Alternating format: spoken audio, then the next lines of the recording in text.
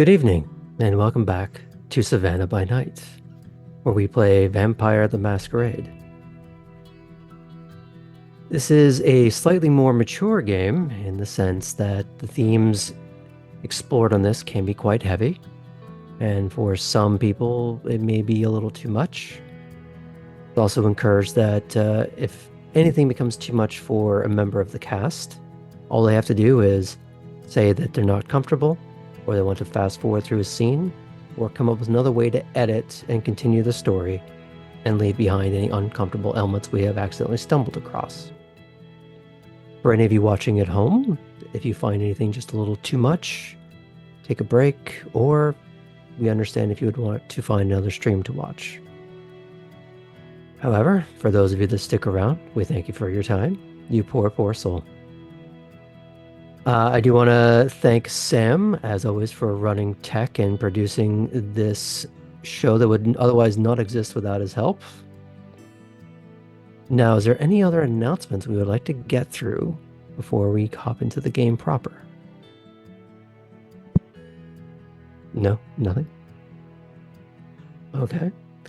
We do have D&D on Tuesdays. It's our Age of Myth Hellenic Greece campaign, as it is nearing a crescendo.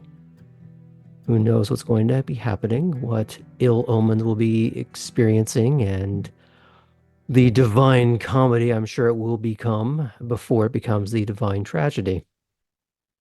All of which are inevitable in one of Aaron's games.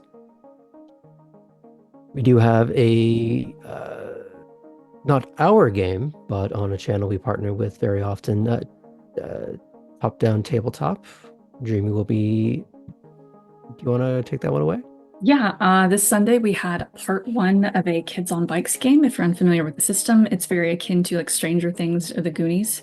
So I got to fight a ghost in 1995. It was loads of fun with hilarious new names for 90s pop culture. That's now on YouTube. Just search for Top-Down Tabletop. And part two is happening, I think, November 10th. More details to come. Check our Discord.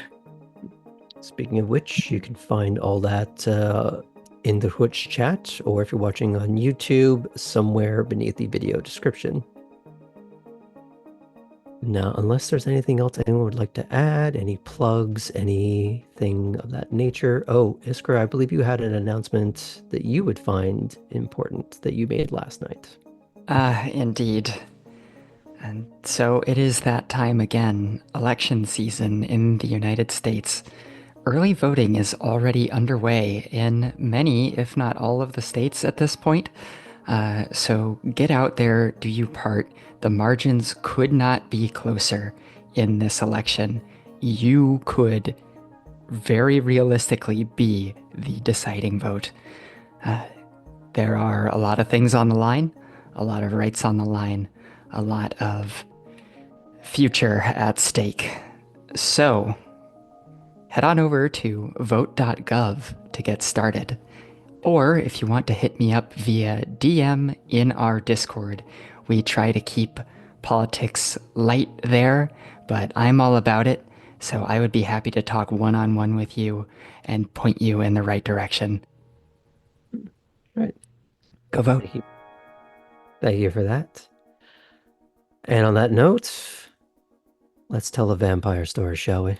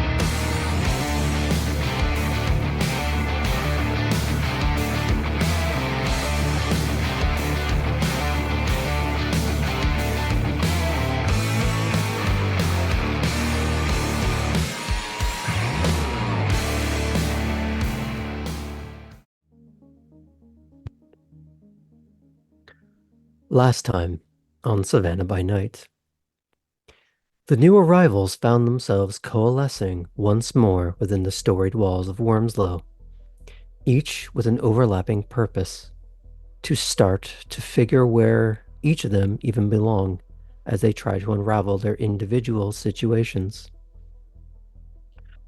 Cora showed Poppy to the library where they met two curious individuals. One an obvious Nosferatu, Lump. What they lacked in communication skills, they made up for with an enthusiasm for chess that they were all too happy to teach Poppy. The other gentleman, Costello, was revealed to be a member of the Giovanni, a clan known for not just being an undead Cosa Nostra, but for dabbling in necromancy. A perhaps worrying thought for a place advertised as being one of the most haunted cities in North America. Though Cora was left with the tantalizing notion of him being some form of ghost hunter. Poppy was eventually collected by Nico, the man that vouched for her with the prince, and evidently has some manner of a past with her.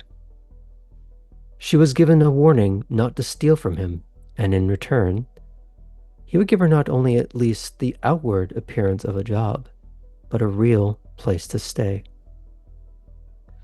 Kate was meant to meet up with Mr. Innsbruck, a self-styled cleaner.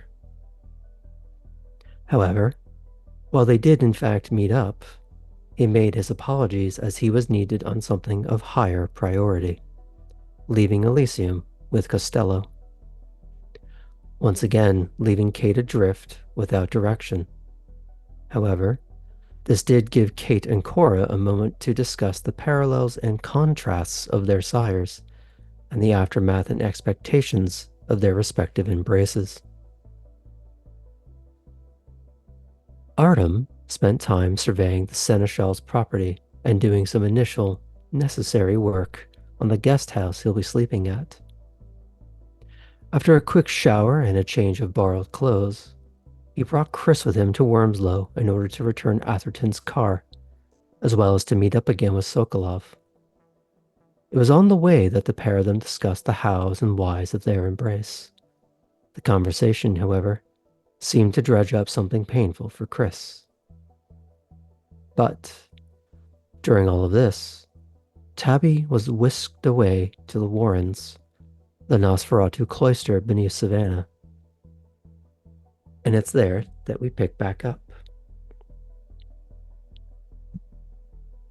Tabby, you have been left to loiter in front of Wormslow, the main house.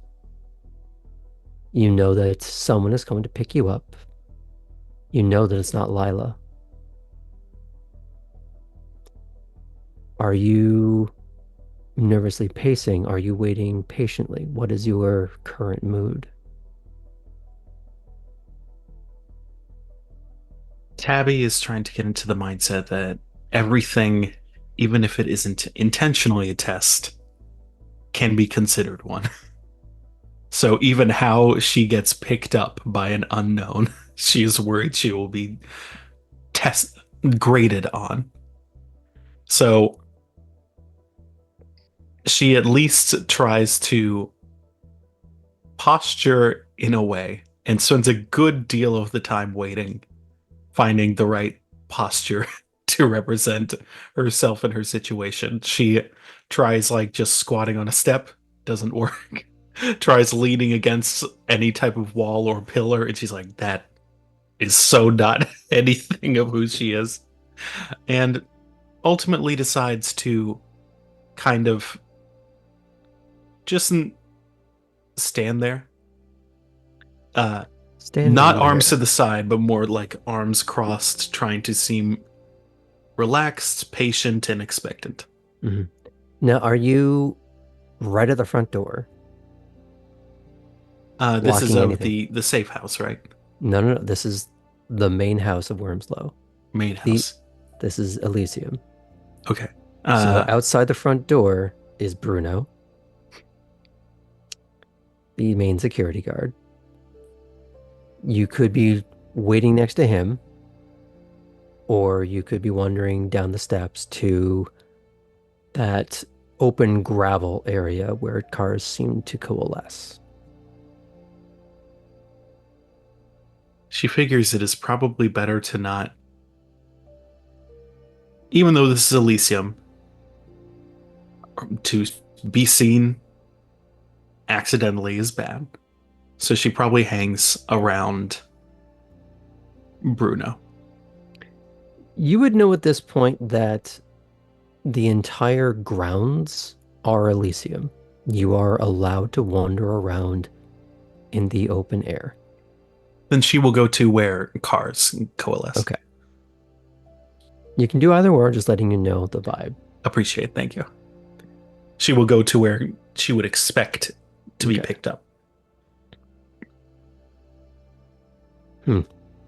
Fun.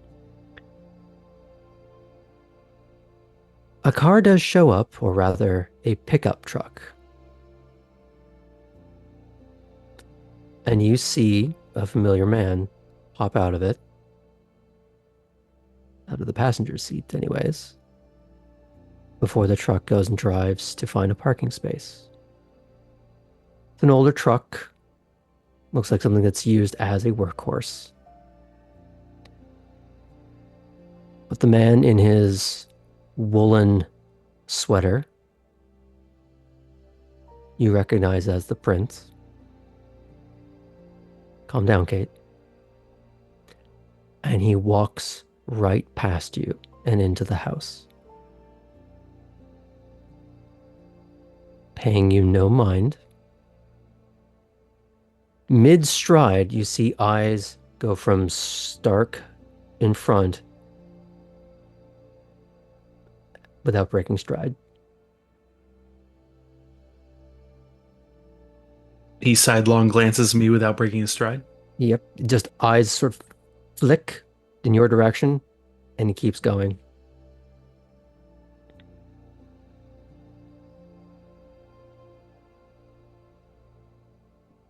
It would be almost reptilian.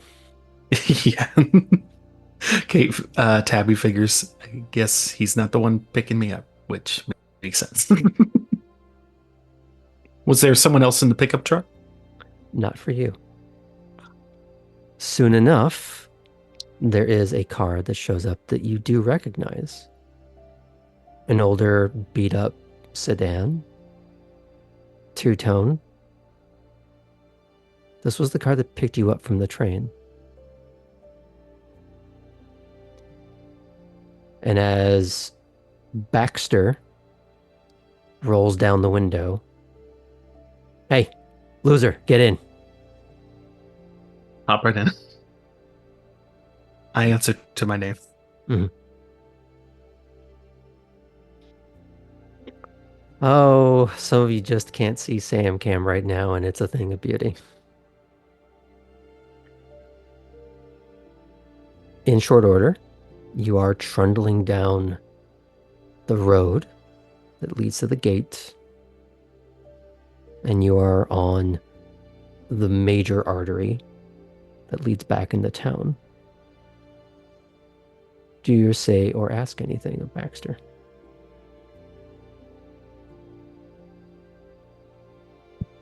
We have interacted with Baxter. He took us to Elysium the first time. Mm-hmm. He showed you to Mason. He gave you the choice of either you're coming with me to the Warrens now, or I'm leaving you to your devices. And before you could even finish the breath, he fucked right off. Makes sense. Tabby struggles to find conversation, thinking that someone, if she were a professional already, she would have a list of questions, whether he would be willing to answer them or not. But she kind of stares at the back of his head for a while. Back of his head? She assumed that she was not supposed to get into the passenger seat, but got into the back. You wouldn't have gotten out of the parking lot before that would have been corrected. She goes to sit next to him. It would have made it a case of, I'm not your fucking Uber driver. Get in the front seat. She goes to the passenger seat. And so now that she's not looking at the back of his head, she is kind of awkwardly staring ahead because now she would be seen looking at him. So she tries to not. And instead finds just out the window. Very interesting. So you don't ask him anything. You don't say anything. You don't remark on anything since you've last. It's not. No, I'm not No, under yeah. pressure. I'm just And making sure that's what the mood is before I continue. after a long point, she does awkwardly ask, "So, you take people to the Warrens?" I'm taking you to the Warrens. Understood. Uh, if you had a title that I would be permitted, even if not referring to as, but like Deputy. deputy. Well, Please tell me thank- you fucking know what that is. yeah, I mean, I'm far from an expert, but I know the sheriff and imagine it's similar to how that typically works. Yeah, I work for the sheriff. Cool. So when people like you fuck up, I help Bang. track you down. And because there's very few places in town that you can hide from one of me, one of us. And you don't know all the hidey holes that we do. Well, it's a good thing I'm only a marginal fuck up. Oh, we're going to find out eventually, aren't we, though? Yeah. I mean, there's not always truth in advertising. I don't know what the advertisement says about me. What do you wanted to say? Not a fuck up. Yeah, you know, Which dreams are for good, this but a good conversation start. would be bad, implying that it would be the opposite going on. But How the fuck did Lila not kill you in the first night? Okay. I don't know. I mean, I owe her for fixing her car. Not her car needs to be fixed.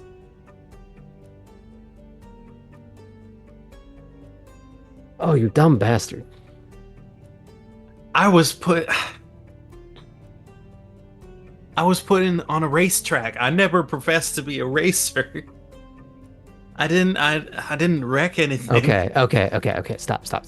Do you have an actual use? I can break into places. I know children that can break into places. So, Are they useful children? at the moment, more than you, until we see otherwise. Sounds like a useful child to me. In fact, I'm probably going to have one of them teach you tonight. That would be great. Oh, you're not going to like this. I haven't enjoyed a lot of the last couple of nights, so we're working for So aiming at least that upwards, means aiming high. At least that means you're paying attention. So that's a start. Fucking Don't. great. Eh, do you have anything else you're going to add to that before we go to the cutscene? I appreciate the drive.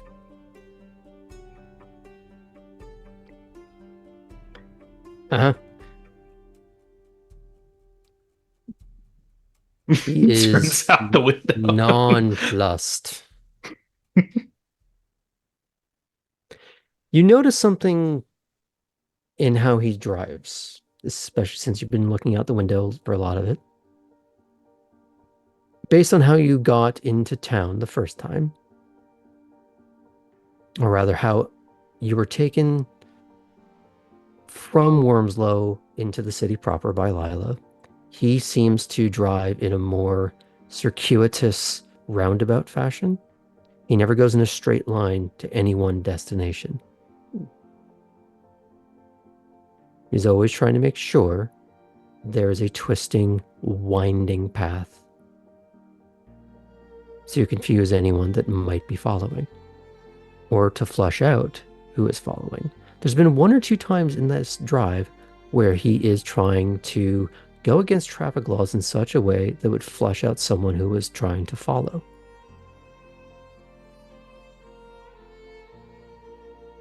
And it's gotten not the traffic breaking, but the roundaboutness gets a little bit more intense to the point where you would be confused if you didn't have, say, GPS on your phone. But just based on purely looking, you have no idea where you are. You are somewhere within the actual city of Savannah proper, but you could not tell where that is right this moment. He drives into an alleyway between old row houses, occasional business,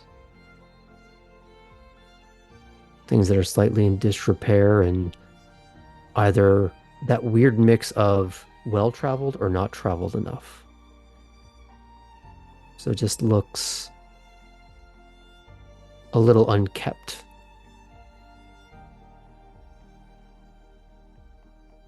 A garage door opens. He pulls the car in. He hops out. He goes to close the shutters of the garage door, and you hear that hard, heavy clack of deadbolts setting into place all along that door. And it's that dim, cold lighting, just off blue. All right. You ready for this?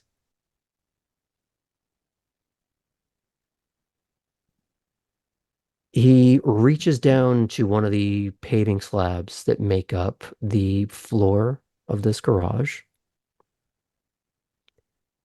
and it lifts up as if it's on a hinge. There's a belch of warm, uncomfortable air that fills the room. If you were to look down, there is a grungy metal ladder that descends into the depths of the city below.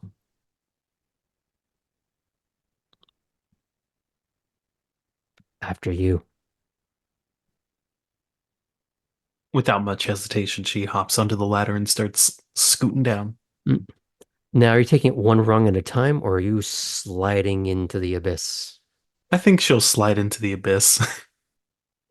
Like, hey, gusto, finally.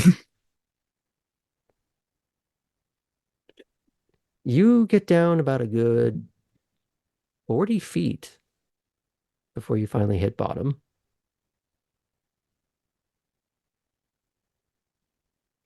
Now, the question is, did you have a light source on when you did that, or did you go blind? She went blind. Okay. You'll be Fully aware that she surprised. wouldn't really be able to see. Yeah, you'll be a little surprised. Your feet would go off the last foot or so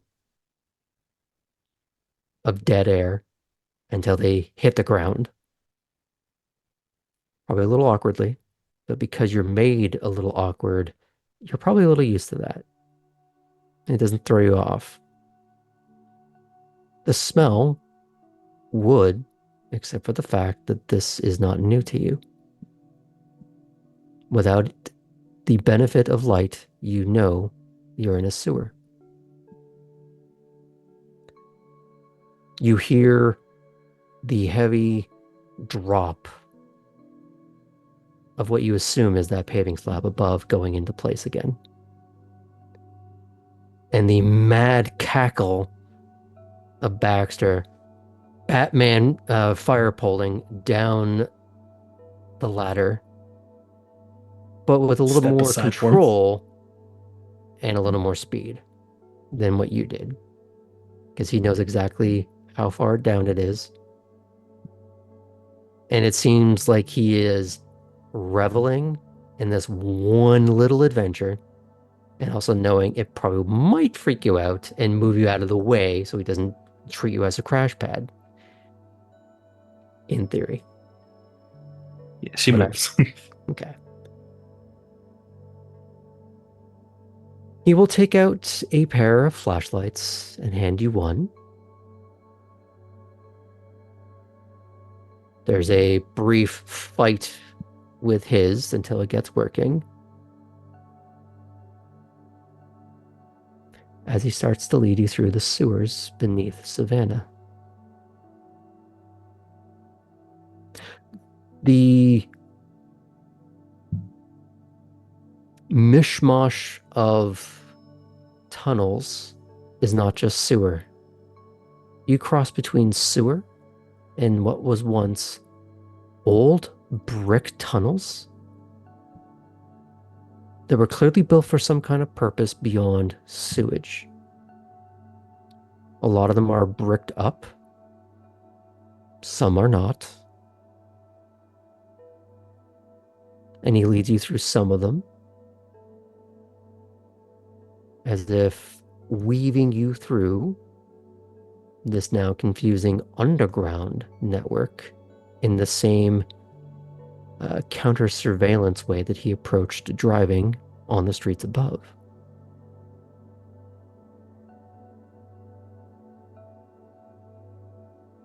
Do you say or ask anything at this point?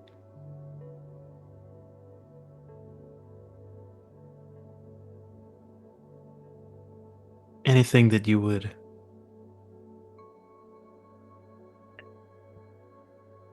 advise for this first night in this current sewer system?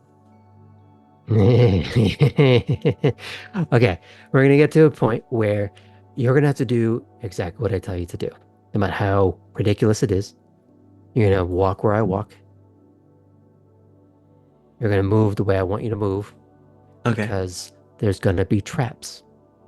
Ooh, Did you not have traps in your last warrant? I did not have traps in my last warrant. You know, the whole thing with Sabat, that's starting to make a little more sense. Yeah. There was a lot less just preparation infrastructure for that type of thing, I'm realizing. Yeah, it seemed like a shit show. Lots died. Yeah, that'll happen when people who run the show are fucking stupid. But you made it out. Good for you. Thank you. Well, it's either skill or blind fucking luck. Let's find out tonight, shall It we? can be a mix. It usually is. She will pay very close attention Mhm. to her surroundings. Uh, Eager to follow all of his exact instructions, but also suspicious that this type of personality might allow her to trip a less harmful trap.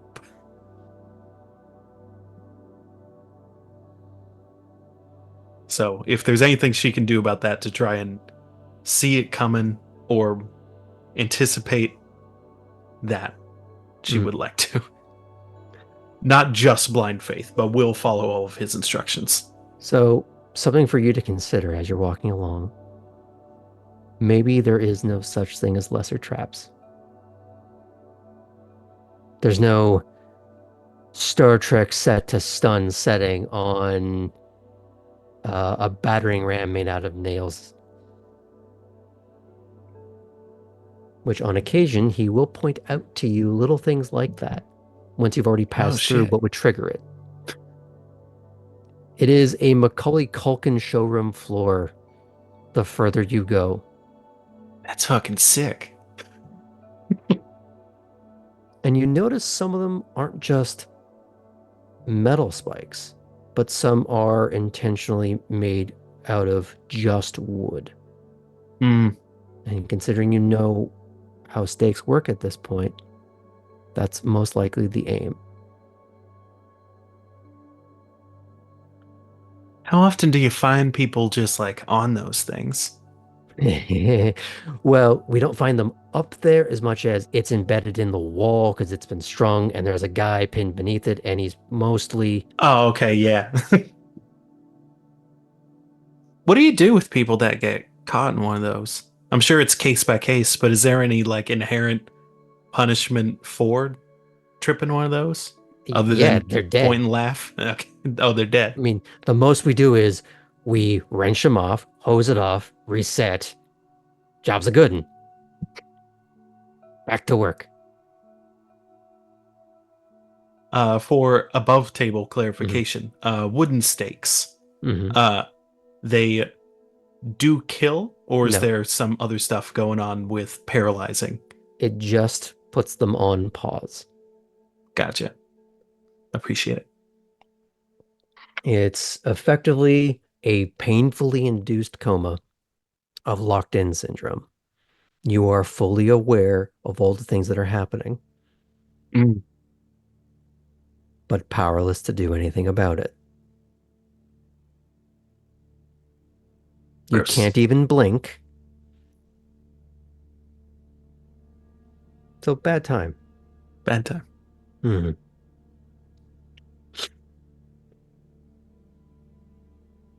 The labyrinth of decrepit and dilapidated mishmash of stone, concrete, brick, and human detritus twists and turns in what can only be assumed as intentionally confusing. No direction seems to give any sense of rhyme or reason. However, despite the surroundings, you are never in the muck. Your feet never slosh through the foul-smelling river of grime you expected to be hip deep in. Another set of confusing twists and turns, and you find yourself in front of a substantial bunker door that looks like it would be the metallic cork of a nuclear fallout shelter. You can hear Mm. whirring from somewhere in the dark, something that is spooling up but seems to quiet down before reaching any intended crescendo. The sound of heavy gears and screeching metal tears through the ears as the bunker door lurches open. Do you want to say anything at this point, or No. I think in this moment she will stand at attention, trying to pay attention to Baxter's body language Mhm. and imitate. He's very calm and relaxed about the whole thing. It's all Unless he's very like rote. posturing, in which case she probably won't posture. Mm. Then you might find out what that whirring sound really was. As you're pulled in and the bunker door reseals, dank putrescence, wow, that's a fun word, has given way to dry cobblestones beneath your feet and brick walls on either side of you. Welcome to the Warrens, Tabby. Sick. Mm. Much like some of the tunnels that you had seen somewhere back there, some are open, some are filled in, some have doors attached to them. But the further you go, the more pristine the brick looks, the more that it gives way to almost gothic arches.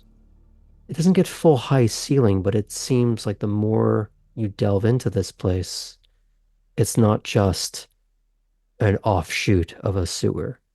Care and effort has and is still being put into practice for the architecture.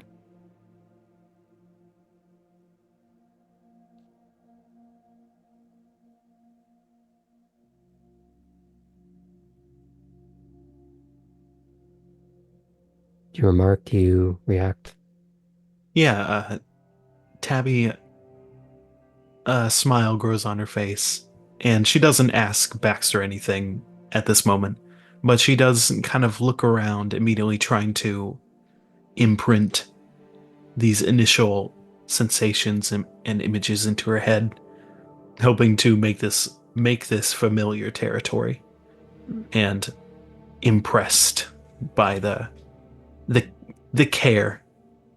In addition to the traps and many of the other things that have made Savannah a more substantial place for Kindred to live and be established. Uh, it there she's appreciating all the little things and the big things, and trying to show that if it comes up in conversation or again that she would have something to talk about.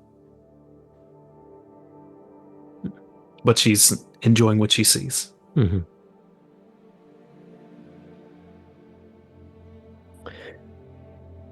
You are eventually led into a smaller stone and brick room that matches the slightly more gothic but well maintained aesthetic. It's clean, it's dry. There's no couches, but a lot of maybe old and refurbished church pews for seating.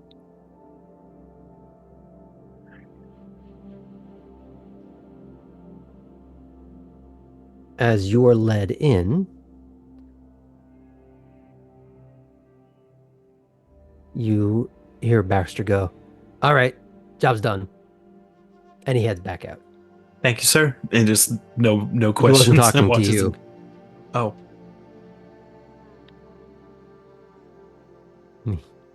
You are left in the room with Mason,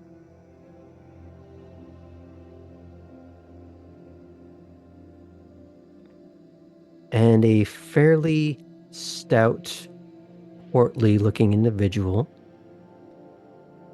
who has a lot of the expected stereotype qualities of Nosferatu with the pointed ears, shattered looking teeth. They just can't agree to a single direction, so they occupy all of them. Chubby cheeked, little plum faced in coloration. And the kind of look where it seems his arms are down as far as they're physically capable of going. They can't ever seem to get parallel to the body. Just a bit rotund.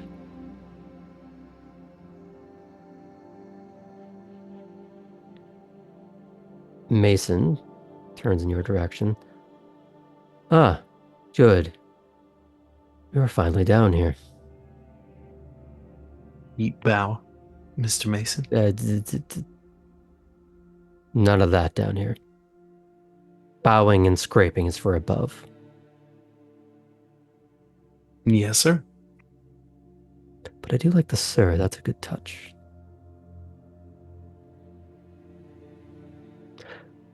I guess Venture can't have all the decorum. What fun would that be?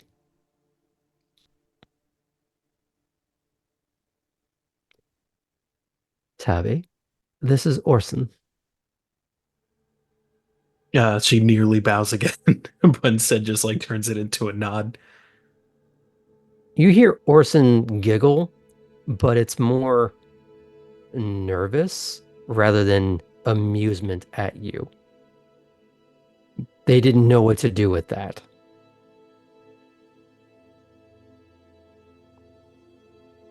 Hi. Hi. Pleased to meet you. Please, I kind of missed who you are, where you're from. Tabby Morn. I'm from Louisville. Arrived here just 2 days ago. Ah. Uh, welcome. Uh, so, Thank you, Orson. are you the kind that likes to stay down in the Warrens, or are you the kind that likes to mess around up there? I would be happy to do both. I've been above ground doing my hunting for at least the latter half of my time in Louisville, but that's mostly because there was less going on in those sewers. Uh, yeah. We, goes through a lot down here. A lot of It's maintenance. impressive. Yeah. Which one are you, if I may ask? I stay down here. How do you do that? She like moves the light, the flashlight around. How do you do the see in the dark thing? I'd love to get that sorted much quicker. So, something I'll point out, there actually are working lights. Ooh, just now occurs to her. Yeah. Sorry, I meant to mention that. When you walked She in, turns off the flashlight. when you walked past the bunker door, there were sort of the expected running lights along the ceiling. But as you started to move into places, there were more strategic, architecturally minded lighting. Wow. She seems to take that in for at that Mhm. moment when she Mhm. asks and turns off the light. Mhm. Holy shit. I mean, it's not my work, but yeah, it makes life a little easier. And do you work on it? You hear Mason chuckle at that and goes, "No, Orson's milieu is a little more organic. Huh. Orson, uh, back in Kentucky, did you guys have that's something like to call it a brood master?" I don't think so. And he looks at The Mason most we a had little were people with excited. a bunch of rats. But he looks at Mason very excited about that and goes, "Be my guest." And this Rubenesque individual starts to waddle through, and he's very excitedly waiting for you to follow. She will follow with a smile. Mhm. And Mason calls out, "Take the other one with you. I need to get out of their cubbyhole." The yellow one? He's yelling out to Orson. Right. She'll ask Orson then. The yellow Mhm. one? Other. Other one. Yeah, yeah. And Orson, as he's slightly ambling, a little bit of a waddle to his walk, a bit of a bob, goes, you want to put the light away where we're gonna go. You're gonna freak some things out, okay?" You got it, Chief. And much of the warrens that you're finding, there's still a bit of a maze, and they're not all as pristine as that room you were just in, but they are well-kept tunnels, passageways, and some walkways with grading, and even some flowing water,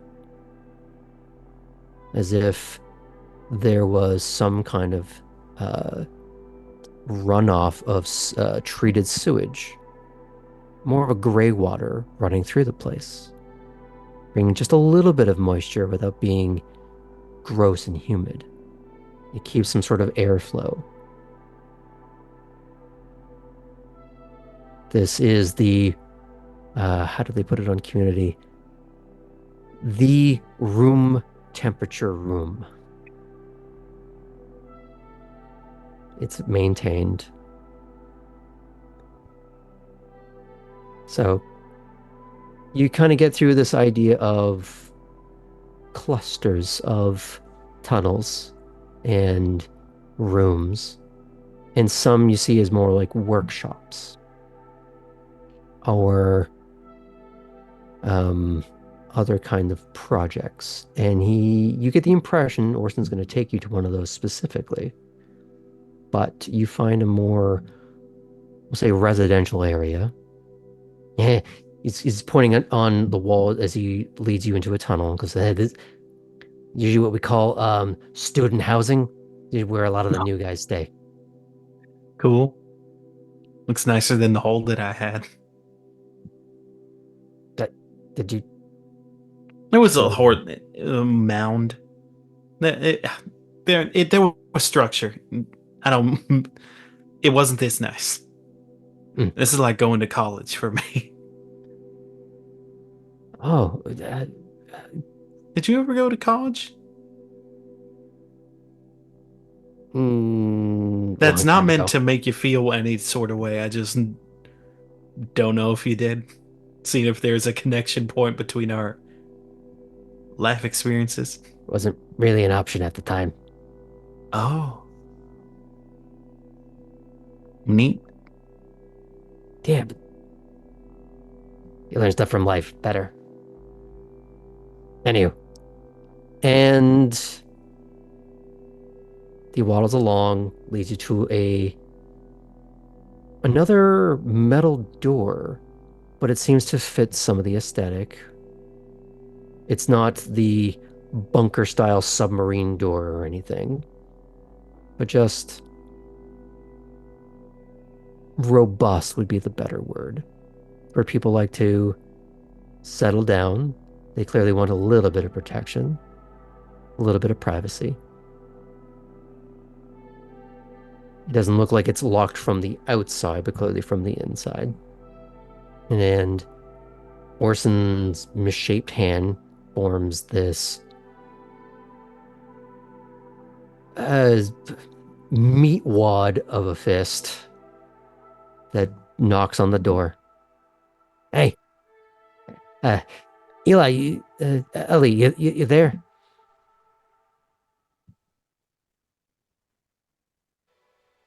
What? We got company. New kid. Do I have to? Uh, it's not me saying it, but Mason said you gotta go on a walk.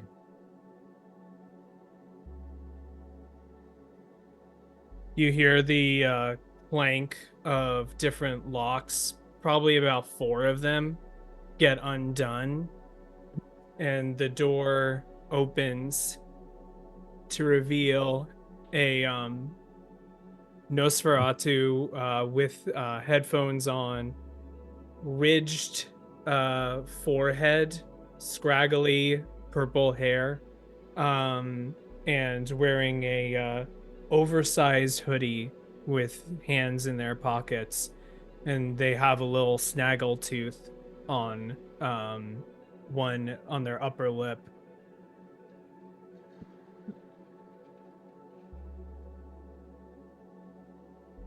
Hi, new guy. Hi, I'm Tabby.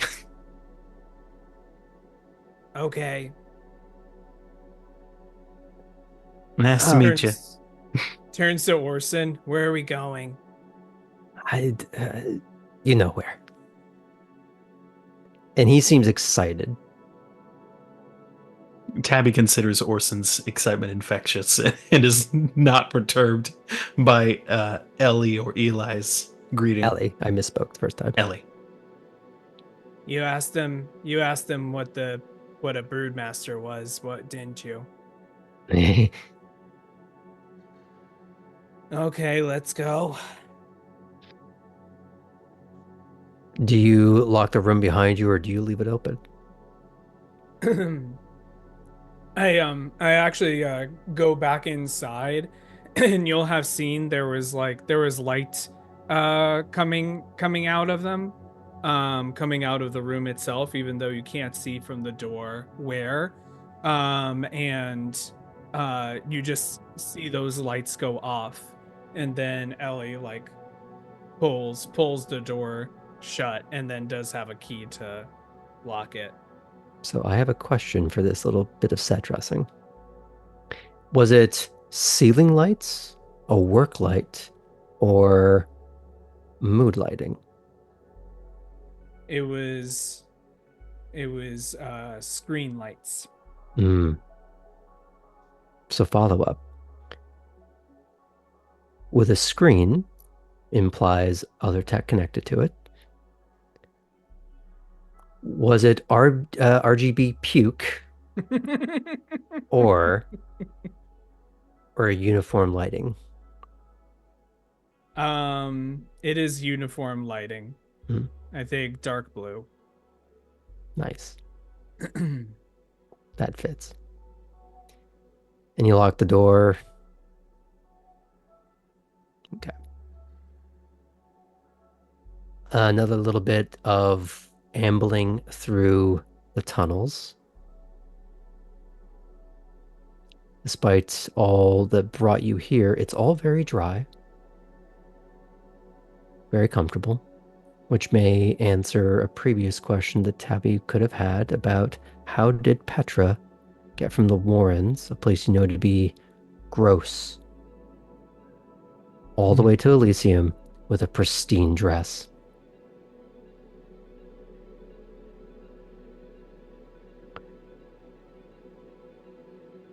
You do have to go down a rampway grading to get to this more nestled nook. But as you get there, some of that well-maintained aspect seems to ebb away as you start to see more moss and lichen and fungi sprouting from the walls, but not in a form factor you recognize. Some of the coloration is peculiar. The shape and size of certain things aren't what you would expect in nature. It's a little like if someone had 3D rendered things out of the Voynich manuscript, things that defy logic.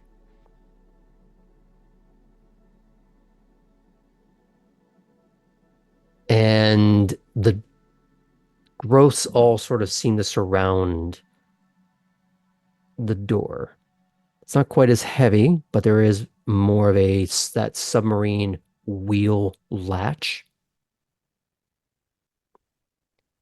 As he gets closer to it, he waves his hand over some of the moss around the door, and it photo reacts to his touch. It's like a time-delayed, scintillating blue glow, as if they're made out of fiber wire. He just giggles. Either really happy about that little dynamic or it tickled him. You don't know. But as it dies off from the blue, it fades into this pinkish purple before returning to normal. Cranks it open, steps inside. Lights off, remember? Lights off. The first thing you're met with is a wall of air. It's not quite the belch as much as this slow roll of pressure release. But it's not sewer air. It doesn't smell clean by any stretch of the imagination, but it smells like life or something attempting to imitate life. Do you step in? If Orson would indicate so, Oh, yeah, he's very much, come on. then yeah. Ellie's already stepped in. Just ahead of the tour, just trying to get it over faster, I assume. She'll go second. Doors cranked, closed behind you, and you can feel and almost taste the sound of the wall pulsating in places around you. It's that sensation of, or rather the sound of rope twisting against itself, the fibers twisting and writhing. But as that sound starts to wind up, little pockets of that same bioluminescence kicks up. And it seems to be on a slow pulse in rhythm with whatever's grown into the walls. It seems like some fungal colony or collections of disparate colonies. There are gross looking pools built into the floor, irregularly shaped. You see a rat the size of a Pomeranian, misshapen, scuttle by.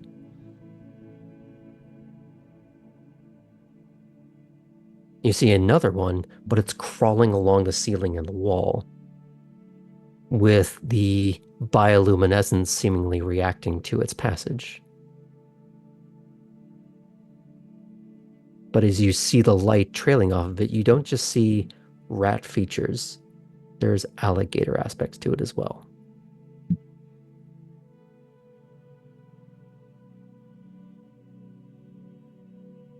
What the hell?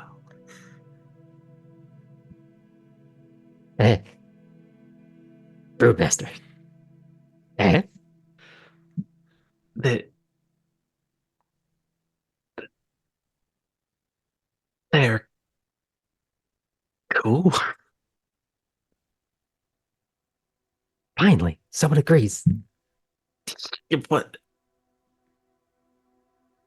I don't know why I'm so. I've seen a lot of like holy shit, like vampires are real type of shit in the last couple of years, but I didn't think that. How'd you do? Wait, did you make these? Uh, uh, Makes the wrong word. Breed. Wow. I I want to help with these. Well, maybe you can start at some point, but it's a very delicate ecosystem. that I mean, I'm sure if you weren't here, like several of these would just kill me. He looks over at Ellie. Do you want to test that? Ellie just shakes their head. Look, I know I'm not the people person, but you need people. What's Ellie do? Saying to Orson. What was the question? Saying to Orson as if Ellie was not present. What's Ellie do?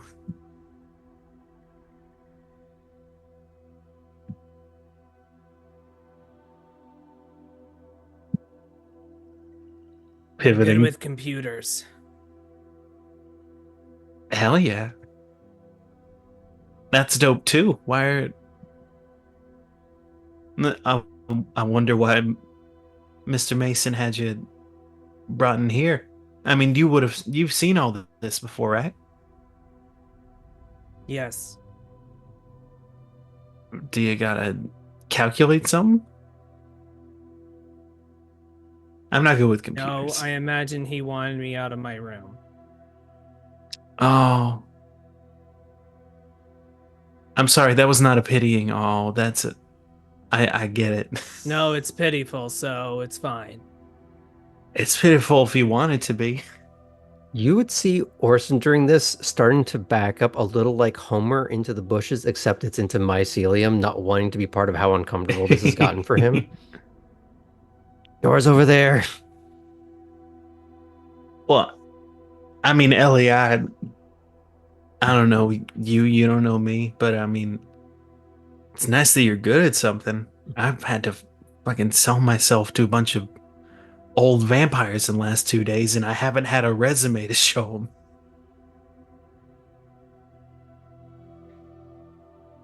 Okay, we should let Orson have his time alone. I'll take you back. Tabby can't help but start to like laugh at the way that phrase was. I'm alone. Okay. So, when did you get in? 2 days ago.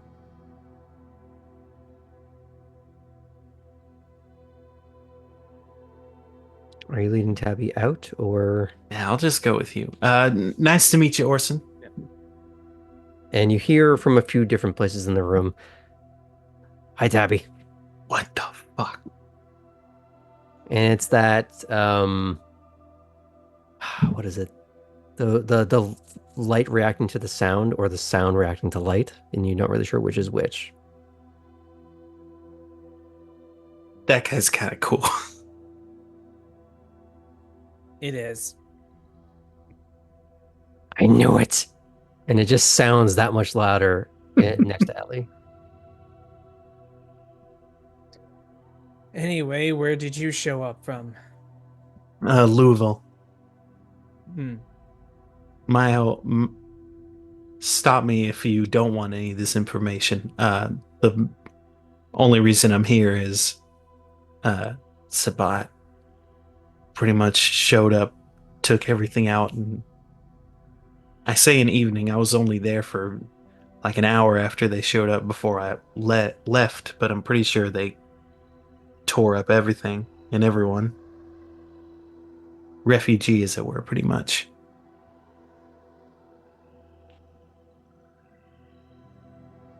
Sucks. You from here? No. What brings you here? Also, look, I don't want to bore you and make you feel like you got to talk about stuff you don't want to. It's fine. So you're looking for a job? Yeah, I need to start building up.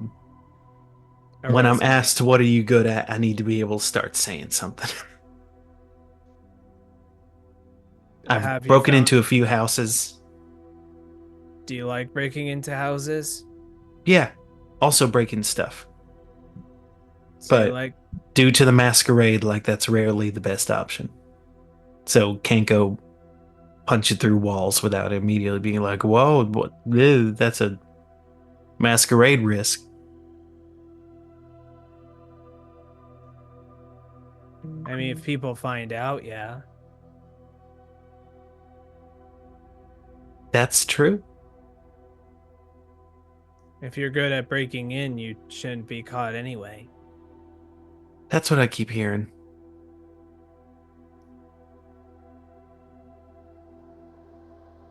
Have you ever So, broken into a house and just been like, I want to smash something to because I was here? Not like out of spite, but I don't know, calling card or something. I want to break stuff, but I gotta be sneakier. you want to break objects or like bones? Both. For Ellie gets like a little closer to Tabby. You have a very violent streak, don't you?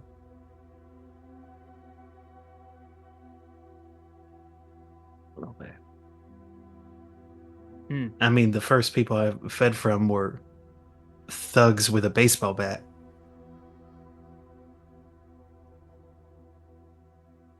I'm sure that's not abnormal for us, but it was kind of fun in a way. Hmm. I was not a very strong person before. It feels good to be. Well, in that case, you could do someone an enforcer. You often need to break legs on that front. Ooh. Breaking in can also send a message to someone.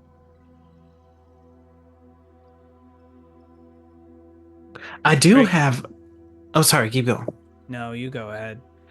I did have an idea. This is not a job so much as like a passion project to help to make my life easier.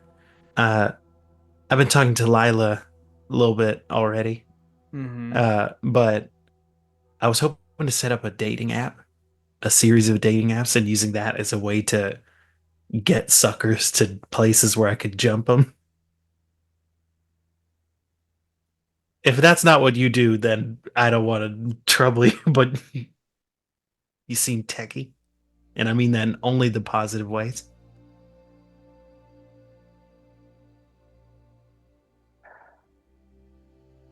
By this point, we've arrived at the door. Hmm. Ellie unlocks the door and opens it and walks inside. Into Ellie's own room is what you're. Yes. Okay.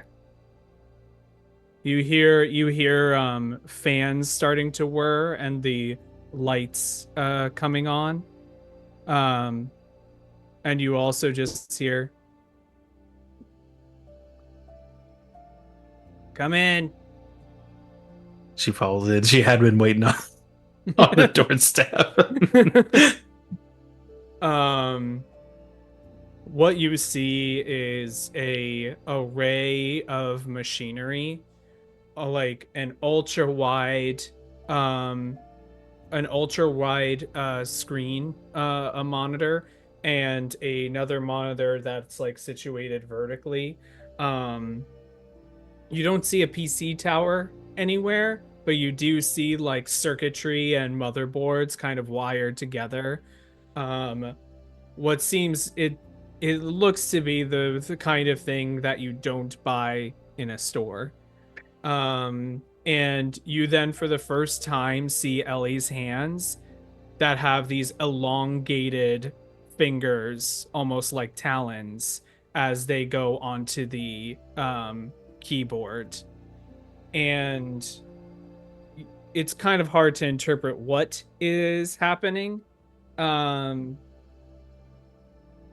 but Graham, Hmm. I Hmm. would Hmm. like to be doing a little bit of what my the plans that I have discussed for Ellie's feeding would be. Why don't you share with the class what that would be? So, Ellie finds someone. Ellie actually like turns to Tabby and goes,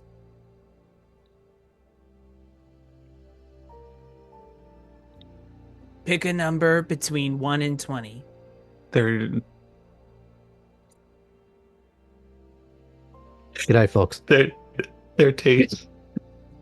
I definitely wasn't gonna say 30 something.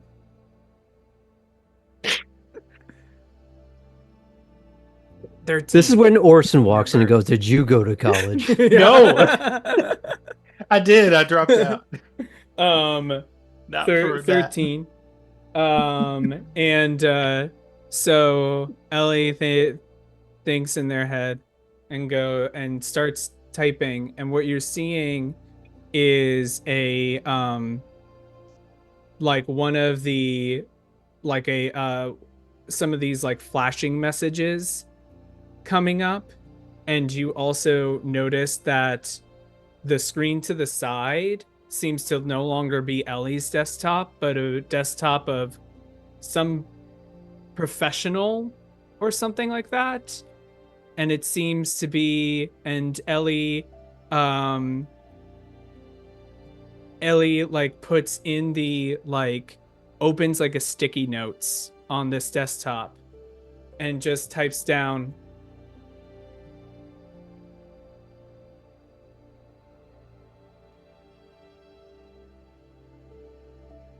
"Your wife would not be very happy to know about Margaret and Sarah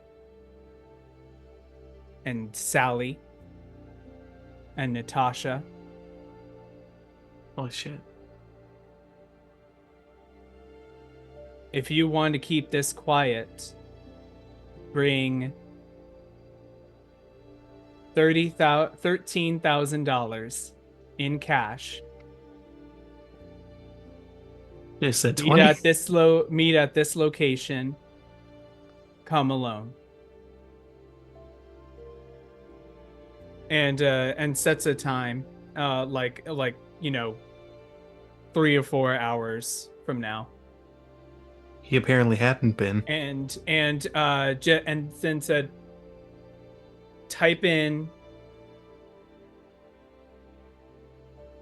confirm if you have received this message, and then wait like 30 seconds, and then confirm in all caps, and then delete it, and then confirm lowercase. I imagine what you would be seeing, because you are looking at someone else's desktop effectively, yes? Yes. Of the intended target. Mm-hmm. You have basically opened up Notepad or something like that and surprised them with, "Dear dude, give all the money, because all the things of this Mambo number 5 lyric set I will tell to your missus."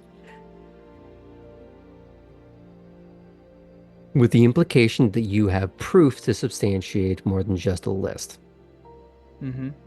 You would see that they are treating it for a moment like an instant message on a phone or a text, where you see they think in their head that all you are seeing is the 3 little dots, the 3 little dots, the 3 little dots. Yeah. And you see the roller coaster of what they go through of, what the fuck? Who the fuck are you? And it goes through a whole list of expletives, dealing, bargaining, denial, and back again. And then finally, after about He did that out of 15 order. minutes, it finally just goes, "Confirm." I like how he tried to deny it, like, so far into it. Do you get a bunch of guys like this? It's Savannah. It's very easy to find people. And what you get? You go pick them up or get them? I'll show you. Oh shit! Road trip.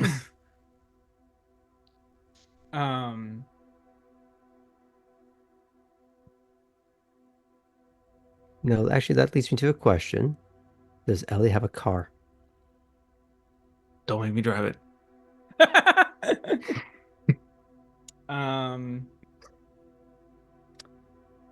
I think Ellie picked a place that is near enough the entrance to the Warrens that Ellie would not need a car to get there. You would also know that there is more than one way in and out of the Warrens. That's mainly the front door. Mm-hmm. You can find another way if you choose. Do you choose the front door or another way? I think I'll choose another way. Okay. And you're starting to lead Tabby out? Yeah. Okay. You would have to go through a myriad of tunnels, and you are finding ones that are a little less well kept. And there's an air that radiates off of one in particular. Likely one that you don't go by very often, but occasionally to get where you're going, you have to skirt around it.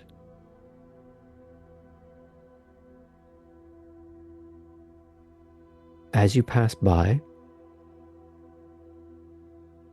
both of you get the outline of someone standing there. You don't get a good look at the face, just a little bit of that pale sort of hairline light illuminating probably from the back. So you just get this faint silhouette.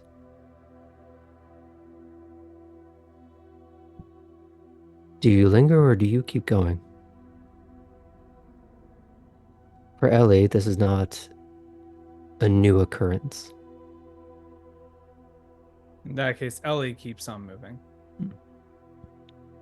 This is just to be clear on the visual, this is a nondescript individual at an opening, or just kind of in an opening, but not to the outside. Seen from a tunnel as you're passing by into a room of some sort that you are not able to see clearly. You are still within the Warrens, so presumably this is someone that belongs down there. I will continue following Ellie.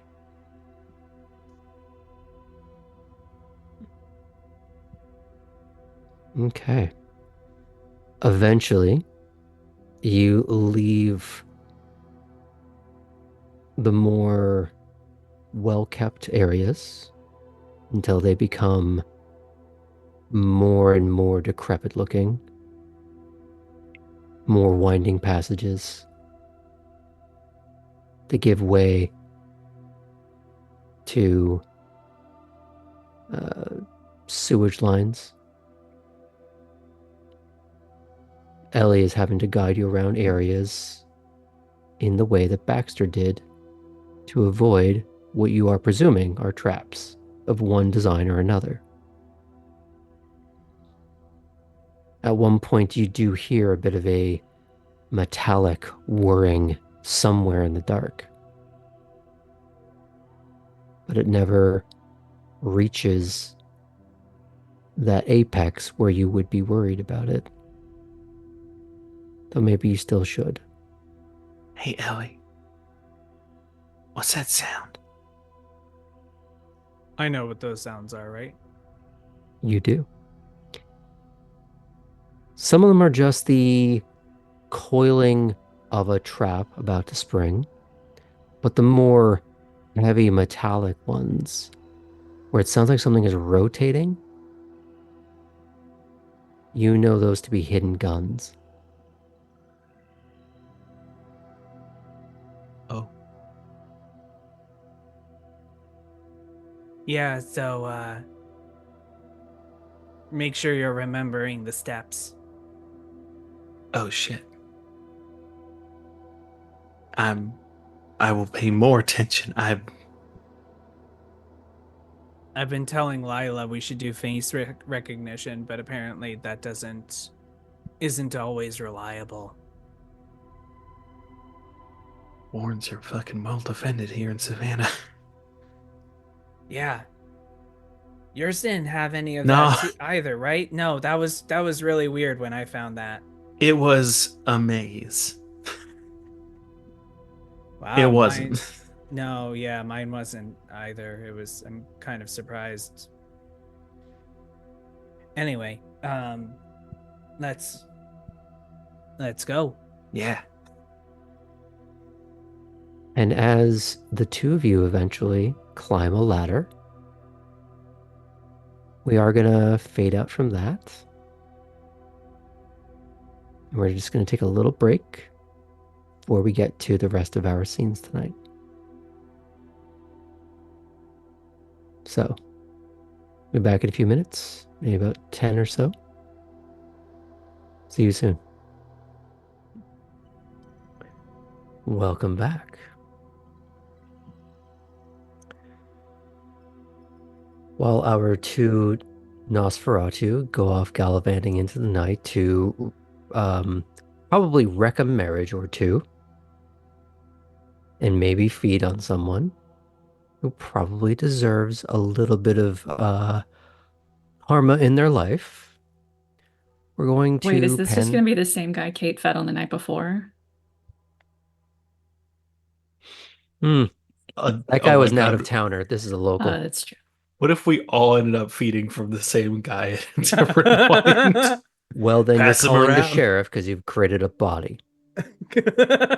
Now, camera will pan back over to Wormslow, where Kate and Cora had been talking with Artem and Chris. However, as Chris had gotten a little excited and exuberant and was running outside as if to find some sort of trouble without the aid of a car, Hard enough Artem to take felt her for walkies. Artem felt compelled to go and chase her down. And for the moment, because our good friend Martel won't be here this week, we're going to be off-screening them gallivanting around Wormslow by their twosome, which leaves Cora and Kate in a hallway on the upper floor of Elysium.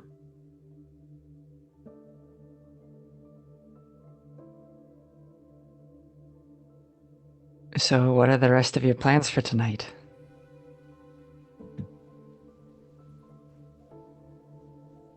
I haven't quite figured that out yet. Might go see if there's anyone else I need to talk to here at Wormslow before I head back into town.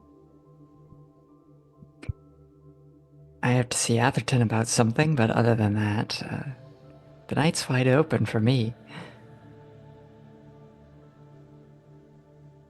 Well, you have my number. And you have my invitation, at least as long as I'm allowed to stay in the cottage. I don't know how long that's going to last.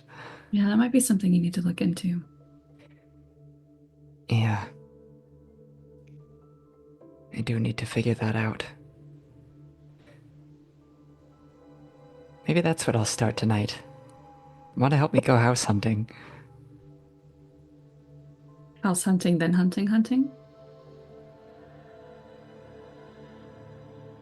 Kate, you're going to let me go hunting with you. No, I don't know about that part. For a Ventru, hunting is a bit more private. Got secrets to keep and all that.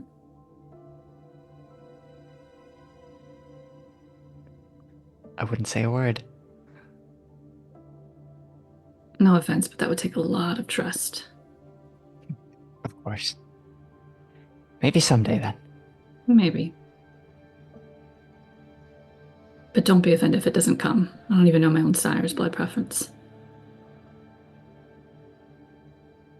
Would I have discussed the notion of blood preferences ever? Like maybe with Heinrich? Like, hey, I notice you never eat around me. What's the deal? I would say the idea has come up in a very roundabout sense, but you don't know exactly what it is or why it is, unless you would have asked your sire more directly.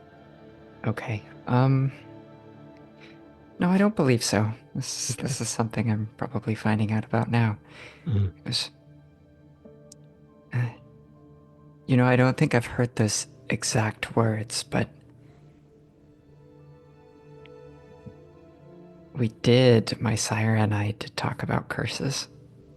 This is talking to the storyteller again for a minute. Mhm. 'Cause, you know, that's an interesting thing is that, you know, everyone knows Malkavians have a little something special about us. Is that it for the Ventru? Every Blood clan has a preference? curse. And it's unique to every Ventru.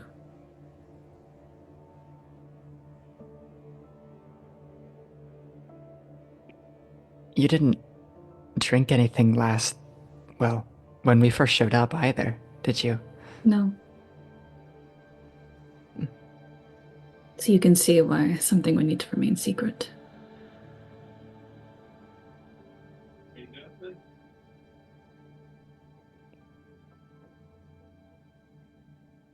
It's a lot of leverage to have against a vampire. Yes, that would make sense.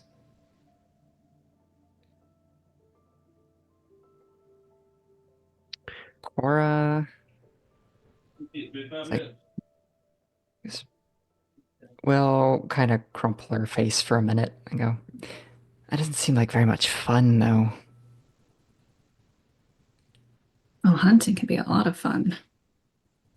More limited. Socially drinking is not an option.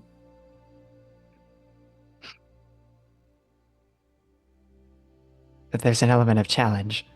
Hmm. I can get behind that.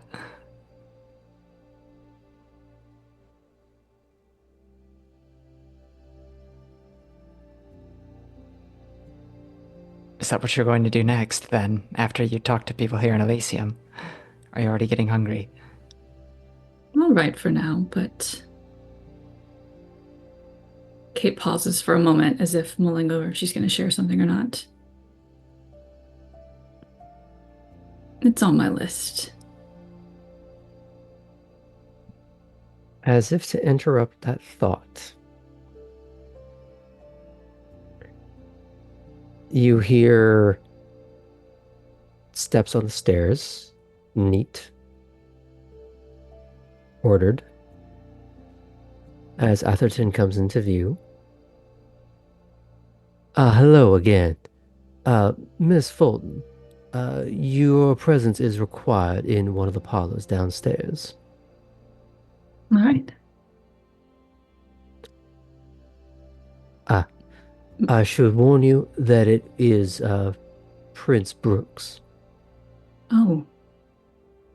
All right. Am I to follow you to make my way down on my own? I think it would be to your betterment for you to arrive promptly on your own unescorted. All right. You said downstairs? Won't be hard to miss, I promise. Thank you. See you later, course. Cora. Good luck, Miss Fulton. But I'll say that in Italian.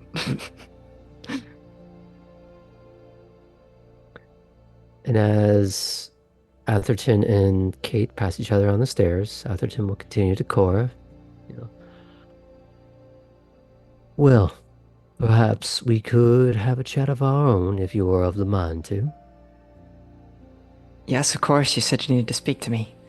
Less of need, more of a... Well, just want to sate some curiosity, I suppose. Well, all right. What are you curious about? And he's going to gesture for you to walk alongside him. Do so. Eventually, you do make your way outside to a gazebo that you would have recalled from your first night. Very well. Hmm. Where I met my primogen. Mm-hmm. Well, just because we have a large main house doesn't mean that we can't get out and enjoy the grounds on occasion. So tell me, how are you finding yourself here? So far, I think I'm doing rather well. I've already met some interesting people. I seem to be getting on well enough. Hmm? Have you got a line on what is next for you?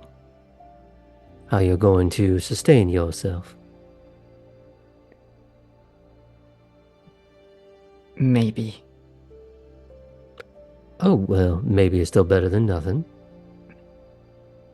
Yeah. I mean, I think I impressed Titus anyway. Ah, He I did ask thought me you to come two... back.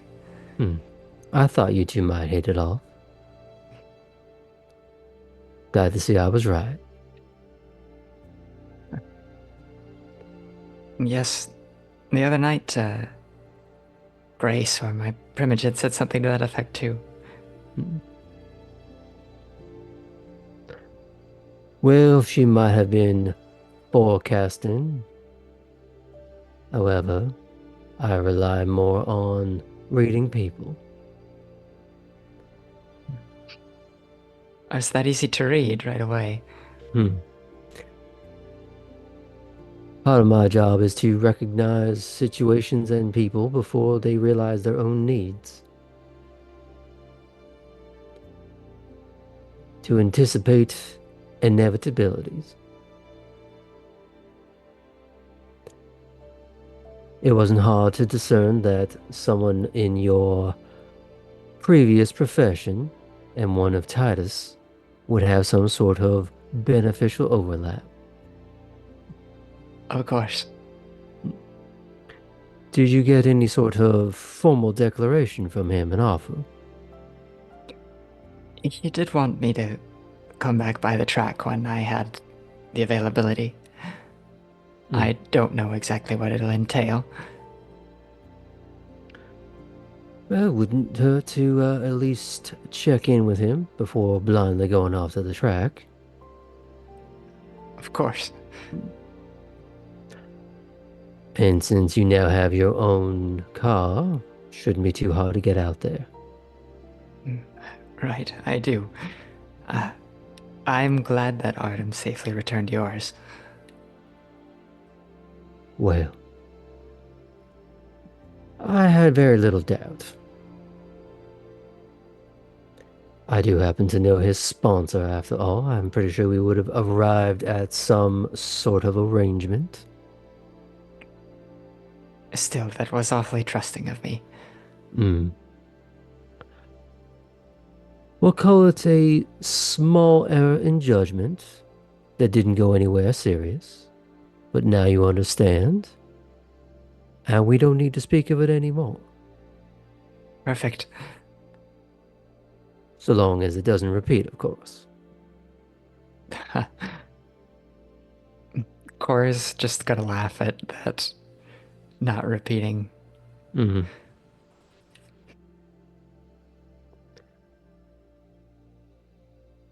So, while I will allow the hospitality of the cottage to continue for a few more nights, you need to have a plan for where you're going to be staying after that. Of course. In fact, actually, before you came to fetch Miss Fulton, she and I were talking about the very thing. Ah, very good then.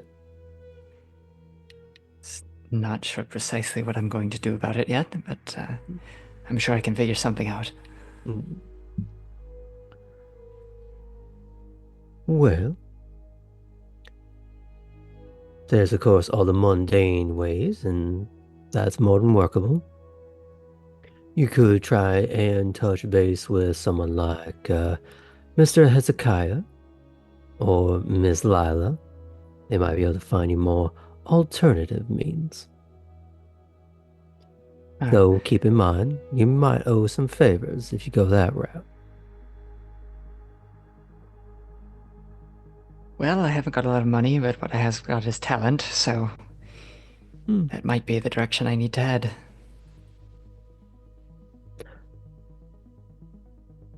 Well, I'm sure you're capable of figuring that choice out for yourself. But I've been asking you questions. Do you have any for me before I get back in there? Well, is there any way that I can help you out? I'd have to consider that, but that is an interesting offer. Having someone at the ready to do a little bit of gopher work is always required. If you're looking for security, I have that well in hand at the moment. But perhaps I could find other ways to make use of you and your skill set. But let me consider that before I jump to one answer or another. Absolutely. Uh, as I'm looking around for places to put myself up, is there anywhere in the city that I should particularly avoid? Hmm.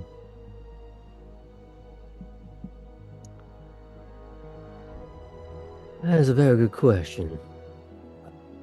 I'd avoid Tybee for the simple fact of anytime a storm hits, it's going to hit there first, and, well, hard to sustain any sort of fiction when a storm hits during the middle of the day when you're asleep.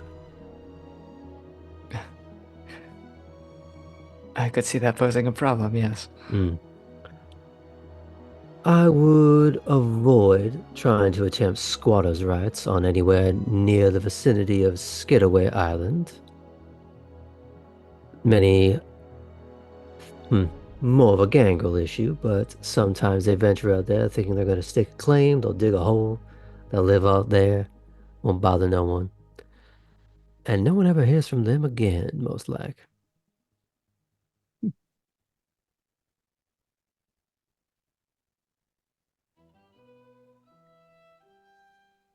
All right.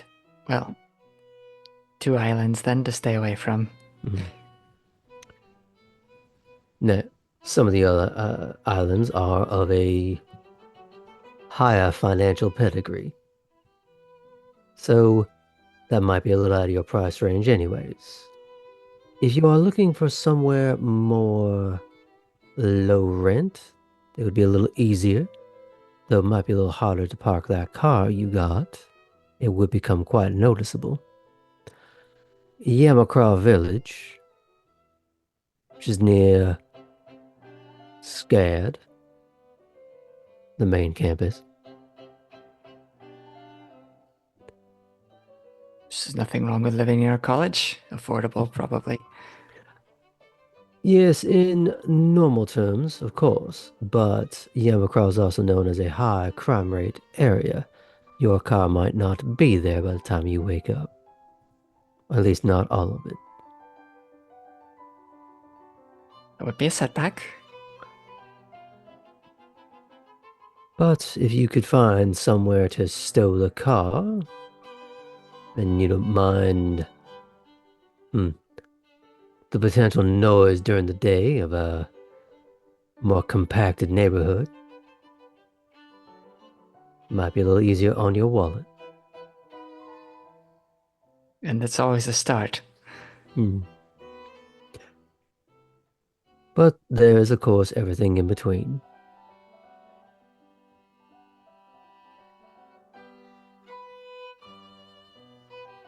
Going back a minute, Hmm. what would disappear a gangrel on Skidaway? Well, some of those very same storms. There are, of course, Geru that like to wander outside of the confines of civilization. A Garu. Lupine, werewolf. Ah. So they are real. Hmm. Well, before you get any bright ideas to go and see one up close, I should remind you that some of them can be 10 feet tall, 15 feet tall, in their fully Really? realized form. And they're none too fond of our kind. Bit of a kill-on-sight agreement in most cases. Ah, well. Perhaps not right away then. Mhm. While a certain amount of ceasefire has been negotiated, it is always on rocky terms. Not to be believed from one moment to the next.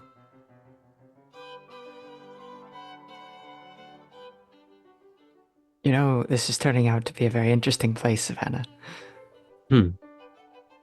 Well, I'm glad it entertains.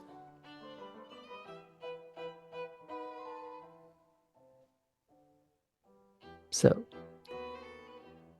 I suppose you have a little bit of a small plan. Have you made contact with Mr. Aldridge since you've gotten a phone? I haven't really made any phone calls, no. Mm. I would recommend that being a higher priority. You may also wish to check in with your Primogen and/or Whip, just to let them know that you have their number, that they should have yours, and should they need you for anything, you are ever at their disposal. Reminding me I've taken a lot of things as a given. I'll go ahead and do just that. The way I understand it is that you are newer to the idea of court life. That's right. What's getting around? Well, again, it's about observation.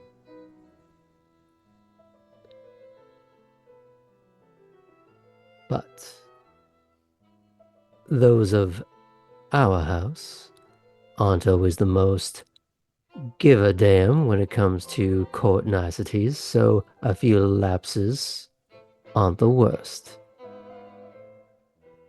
Just be sure to correct the oversight in short order. That I can do. Well, shall I leave you to it? I suppose, yes, I have some tasks now. I'll be in the house if you need me for anything. I'm sure your friend, Miss Fulton, will be around for a little while longer. Thank you, Everton. I think I'll probably stay right here and make some calls. Excellent plan. Talk to you soon. Cora will kind of wink at him. And he'll leave her at that. We will pan out on Cora beginning to text and/or dial as is appropriate. As the camera sweeps over through the house to the click-clack of Kate's shoes. I think I'm On- actually in boots since I dressed to meet. Oh my gosh, my name Innsbruck. and brains. Thank you. Fine. The click-clack of reasonable heels as they make their way through the house. And it's very easy to find because you think you're going into a parlor. You instead see Prince Everett Brooks hand clasping the opposite wrist behind his back, waiting in the hallway. I feel like getting some air tonight. Join me, Miss Fulton. Certainly. Thank you for the invitation. He'll hold the door. Calm down, Poppy. He'll hold the door and escort you out. Or he will resume the previous posture. And you will start a slow meandering sorkin through Elysium grounds.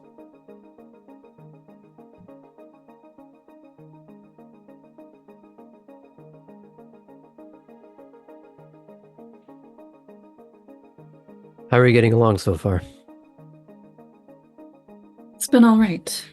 It's been a lot of meetings, and the time to make a choice is quickly approaching. And And I think I need to call Halsey. good. Something to understand. No one's waiting on your call. It's become quickly apparent that just the full weight of being sent here and the difference Savannah is for me from DC.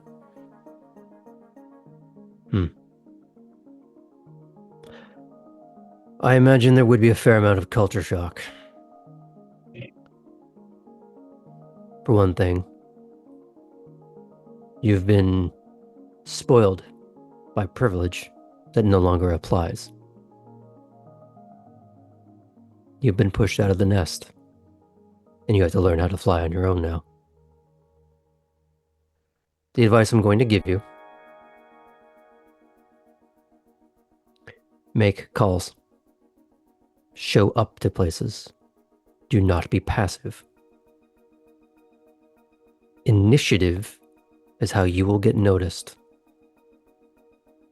Competence will keep you within their good graces and mine.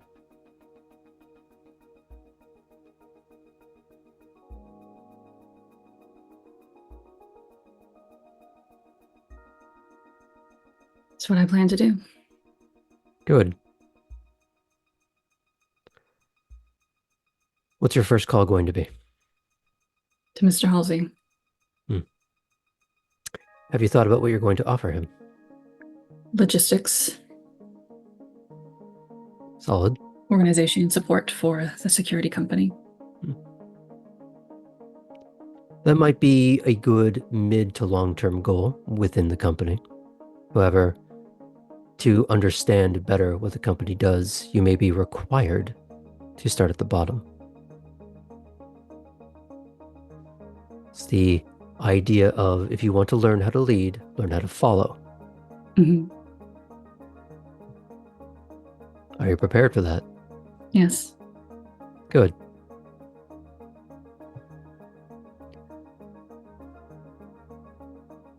Have you ever worked a night shift before?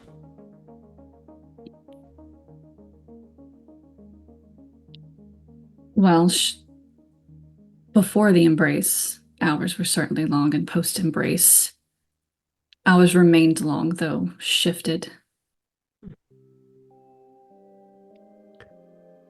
Have you ever done anything menial?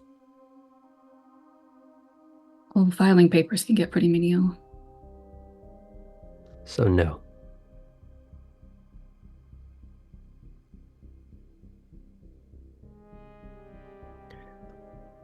I would suggest working with Mr. Innsbruck at some point to correct that. We were meant to meet tonight, though his plans changed.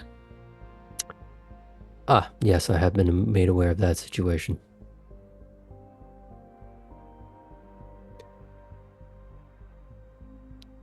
Fair enough.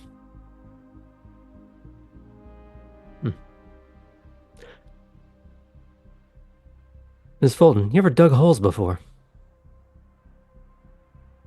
I actually have. Explain. My grandfather owned a farm in East Tennessee. So you have done some menial work before. When you phrase it that way, yes. Shucking peas on a back porch. Peeling potatoes for Thanksgiving. It's a start.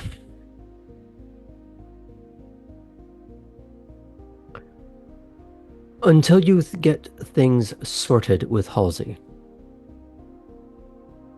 It might take a day or two.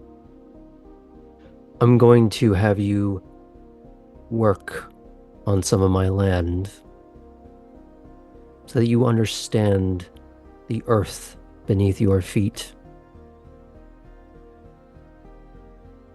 No one can have true appreciation for the land they rule unless they work it.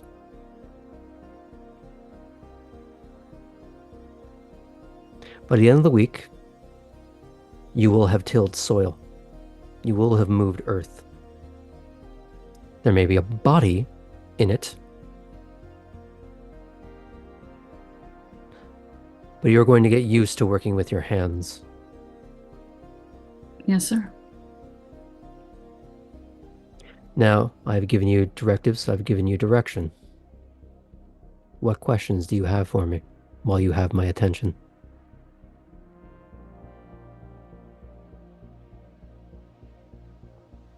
Dreamy's gonna need half a second. All good?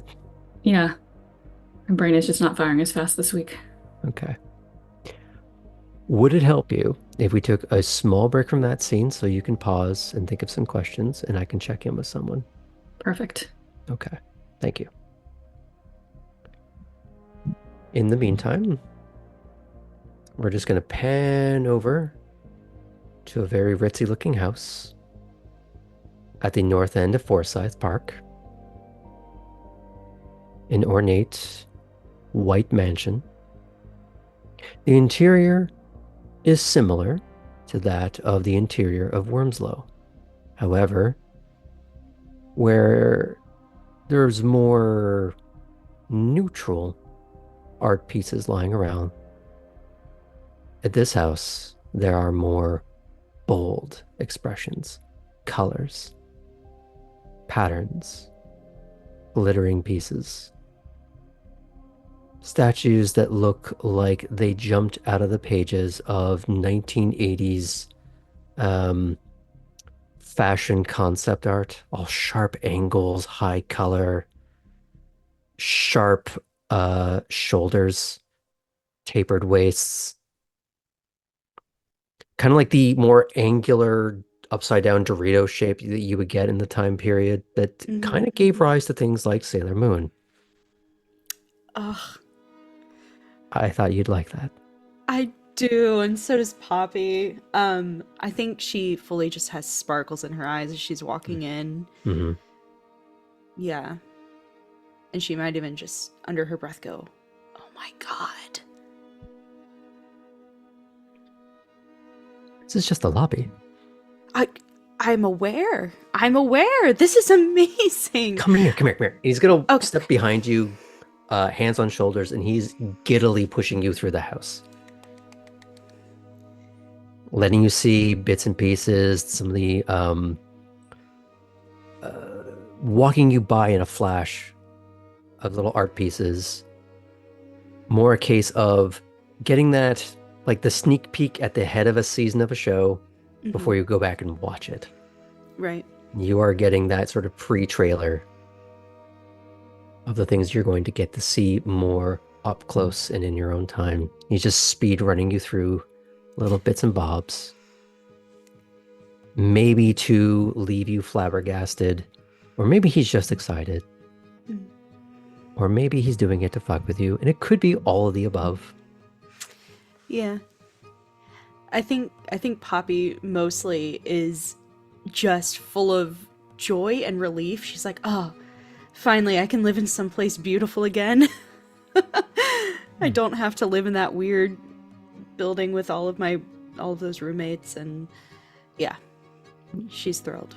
Mm-hmm. Eventually, he leads you through the house and into a more cloistered courtyard where you see that same pale-skinned redhead in a more casual but still somehow elegant dress. Bare shoulders, a familiar cameo choker with the Nosferatu clan sigil on it. And she is surrounded by magazines, Ooh. high gloss, but none with ads. These seem like pre-production.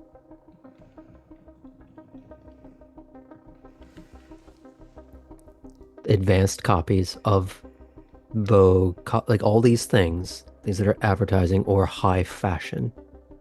That these look like, sorry, throw out Vogue, throw out Cosmo. These are the things that you would see ahead of a production release for a fashion walk in Milan, Paris, New York. Oh, wow. Cool. It's all that sort of thing. And she's skimming through some, she's drawing out her own versions of something. occasionally scribbling them up, throwing them away. Does she look less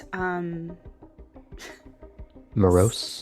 yeah, like dissociatedly morose than she did last time I saw her? I'd say less morose Okay. and more still in that same dissociated state of hyper focused on this. Okay.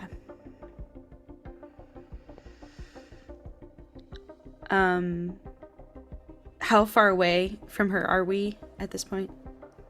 I'd say that she's on the opposite side of the courtyard. Okay. Meant to be a case of she could see you walking up, the pair of you. Great. I think Poppy, after seeing her swallowing hard, is going to try to follow Nico's lead on how to interact with this person, because last time she failed. Now, when you say she, you mean Poppy. Yes, very much so. Okay. Clarice did nothing wrong, Mhm. except for be sad. Mhm. Now, you find a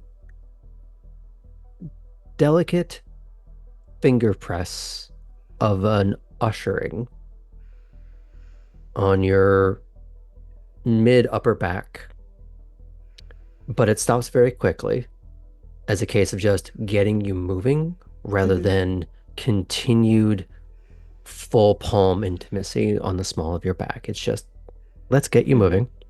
Great. Love that. Mhm. And she'll walk with him, matching his pace. He'll lean in and goes, I'd say she doesn't bite, but that's not strictly speaking true. That I believe. Mhm. Now she already knows about you. Okay, good. She I'm glad I'm not a knows. surprise. Oh, I imagine you're full of surprises. Well, that's related. God, I That's the fucking after hope party. so. I don't want to be bored by you by the end of the week. I don't think you will. Well, let's try to keep the surprises within the realm of that's okay versus if it's over here, that's a problem. Yeah, Okay. but like here is good.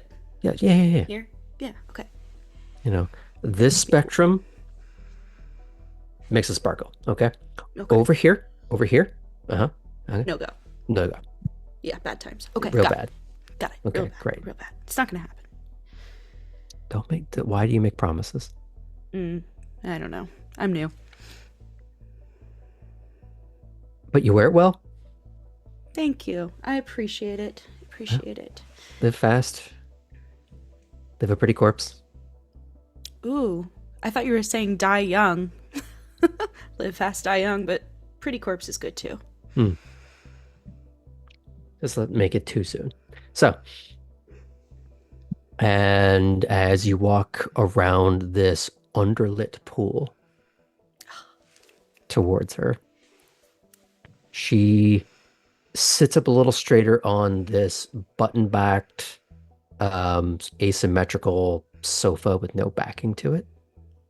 Cool. And it looks like the kind that is for the outside. It's not just a chair that was dragged outside and left there. This is a bespoke bit of garden furniture.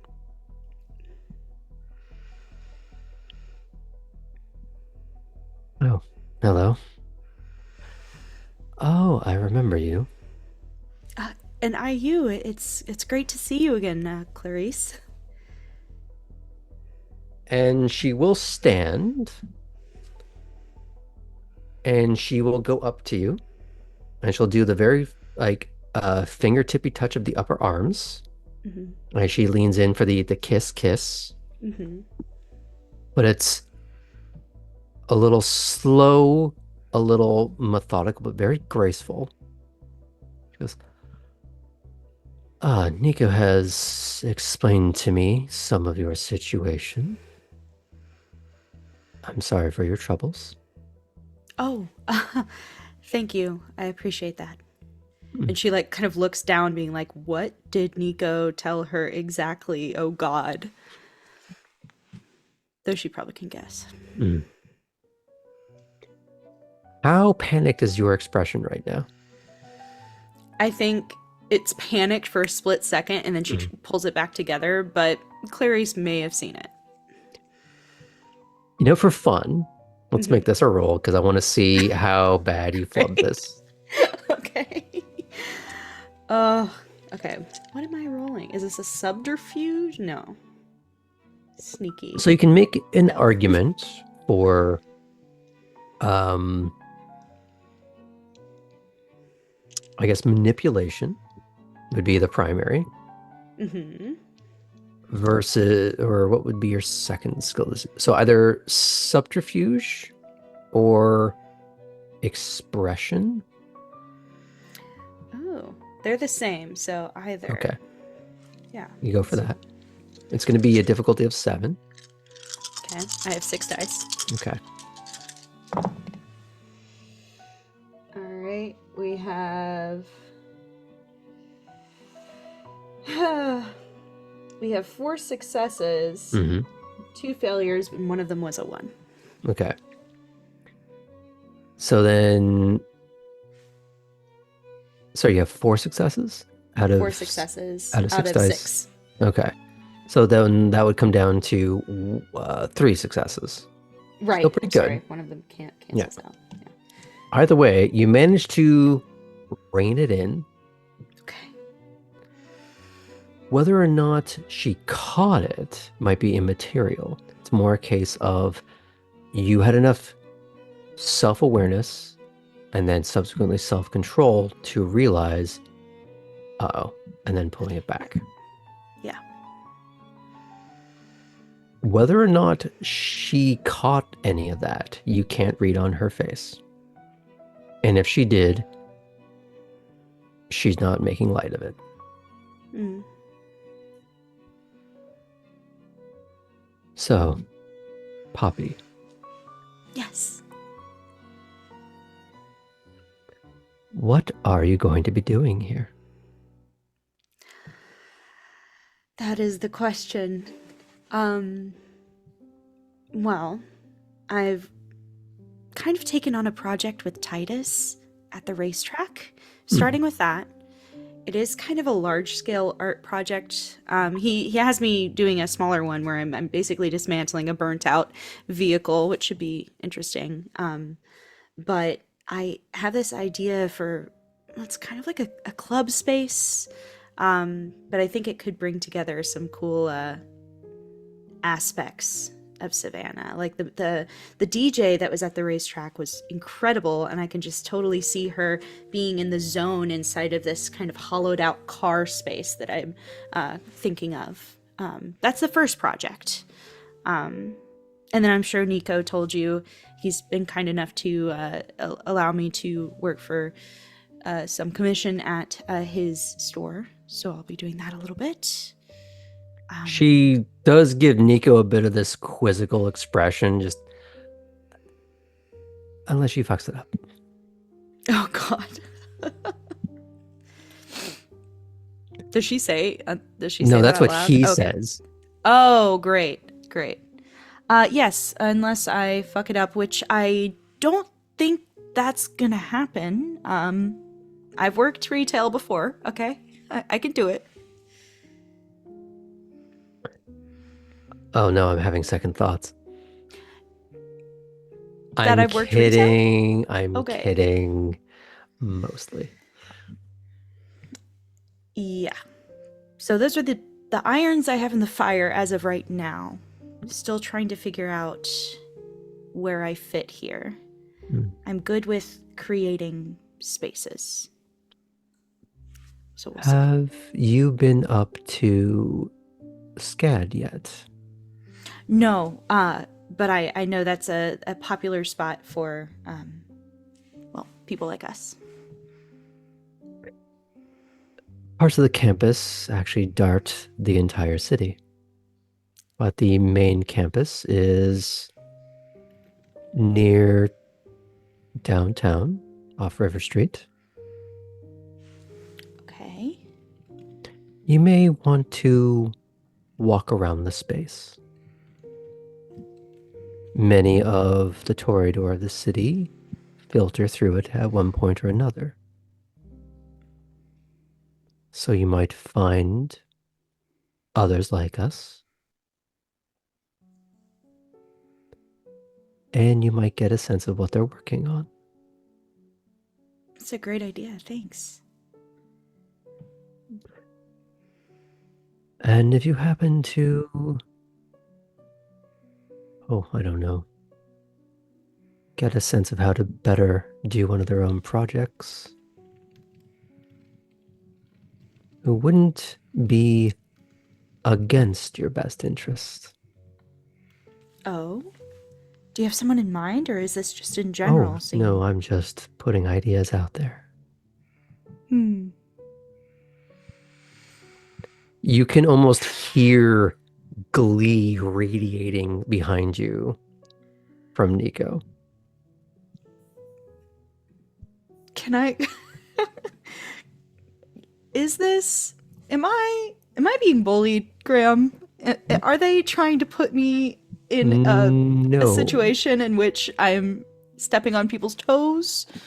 Or does she really sincerely want me to go and make things better? You know As what I was mean? the theme last week. Yes. It is all of the above and yet neither. Great. But if you would like to roll, Mm-hmm. how do I? Because you would be trying to read both of their expression at this point. Yeah. I Okay. feel like the monkey in the middle kind of vibe here. Like, what? I'll give you this for free. Okay. His glee doesn't seem aimed at you. Oh, okay. Great. But if you want to read any more about that, you'd have to roll for it. Yes, I would like to roll for it. Okay. So this would be you're trying to get a sense of body language. Mm-hmm. So go with perception Great. and empathy. Okay. I have 5 dice. Sorry, 2 for empathy, 3 for perception. Mm-hmm. So this will be just a 6 for now. Okay. I have 4 successes and 1 2. Okay. You have to look over your shoulder when you get that sense of the glee shooting over you, and it's aimed at her. Mm-hmm. And you remember the first time you saw her. The picture of the morning beast in repose. And here she is up on her feet and animated, working on something. Not just what she's been scribbling at, but something else. And you get the impression it hasn't been like that for a while. And here she is. So do I get kind of a sense that I'm a little bit of a project now? You might. Or something new, at least? Something new. Okay. You might get the impression that you're incidental in that sense. A happy coincidence. But it was starting a little bit before you by the fact that she's currently working on something here. Right. But the fact that she reacted and moved and did something other than be a statue. Got it. That's what seems to be the source of his good mood at the moment. Very cool. I think she'll clock that and say, well, I suppose I'll find myself around SCAD. What are you working on? I couldn't help but notice the glossy pics. Oh, well, I can't just show these to anyone. These are pre-production. For? And she'll invite you to sit down with her. Yes. she'll hand you one of them as she sits down right next to you, and she'll start thumbing through pages, explaining little bits and pieces of one show or another, why they were set up that way, what's wrong with them, what's right, what's going to make it into mainstream fashion, not just the high concept of the runway. And she'll occasionally ask your opinion on which do you like and why, which do you hate, which could you see an enemy wearing. An enemy. I think Poppy, of the silhouettes that she's looking at, favors the strong lines of things, the slight Vivian Westwood vibe, a little punkish. But she'll still try to be a little bit reserved with her opinions, but maybe gets a little carried away a couple times.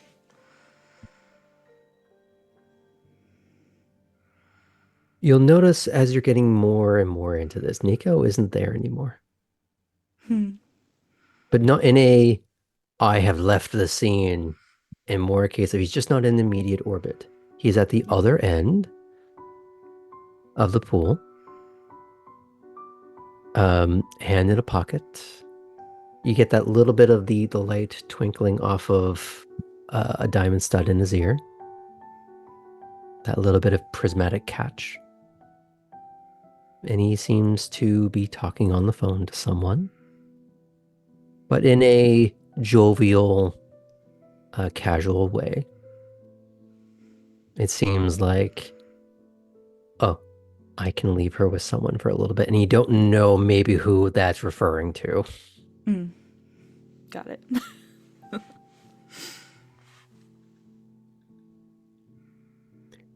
You might have also gleaned from your earlier, well, we won't call it an inside check, but that's more or less what it is, that this is a bit of a relief.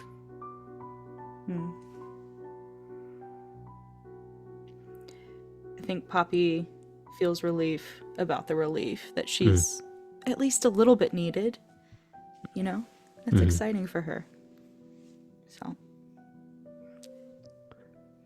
Eventually, she does seem to get a little antsy to get back to work.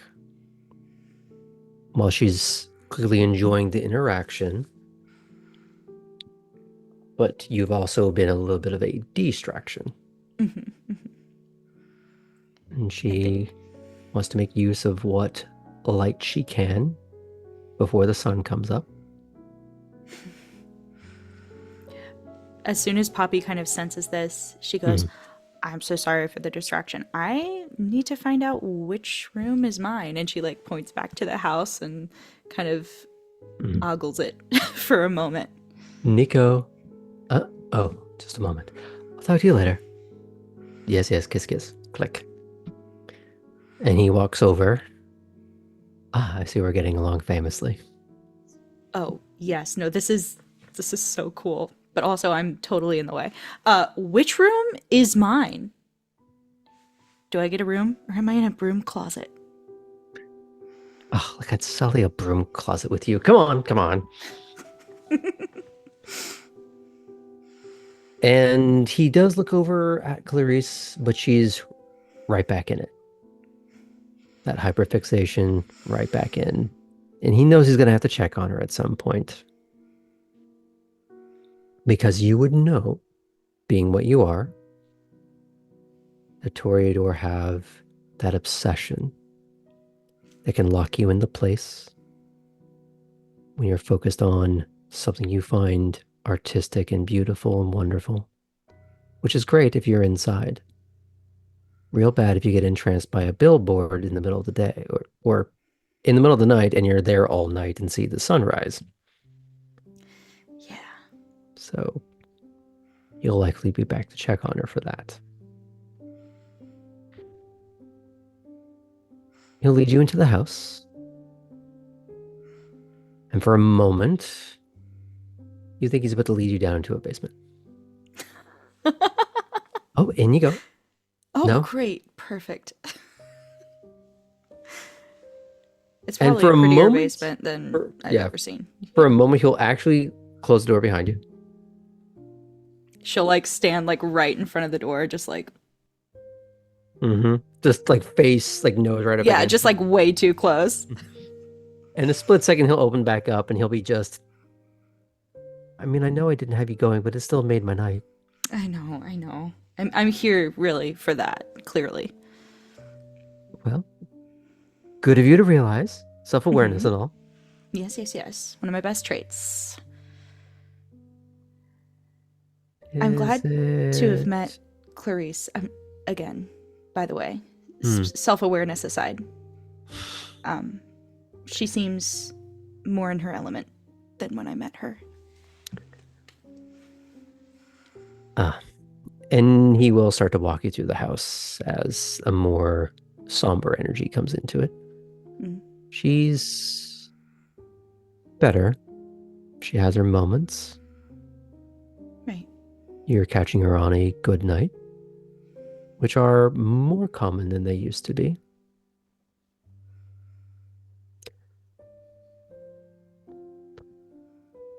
Loss for us is one of those things you just get rid of quickly.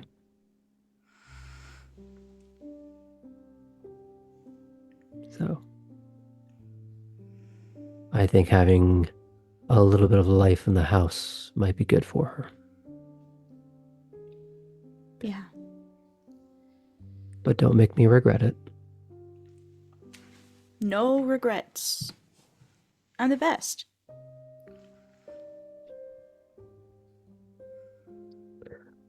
Well, I really hope so. Mhm. Because I have the sheriff on speed dial, and good God, she's fast with a trigger. I've witnessed it, Nico. I'm aware. I'm very aware. I should get you to meet her properly one night. If that entertains and makes the house a happier place, then sure. Well, I mean, I just think it'd be funny because you're the same clan. You might find something to talk about. And I'd really love to see a crack in that woman's armor, just a little bit. You think I could find it? Well, maybe. Won't Let's hurt put a me at pin in all. that. Put a pin in it. You know, we can revisit this at a later date. We don't need to talk. That was Are 2 you nights scared? ago. Yes, terrified, Nico. Oh my god. God, you're paying attention. Yes. Very, very much so. It sucks now that your eyes are open to the world, doesn't it? In some ways, Mm. there are good things. There are little diamonds in the rough. You just actually Right. have to go looking a lot harder now. Because you Yeah. know all the other crap in the way that you didn't see before. Right.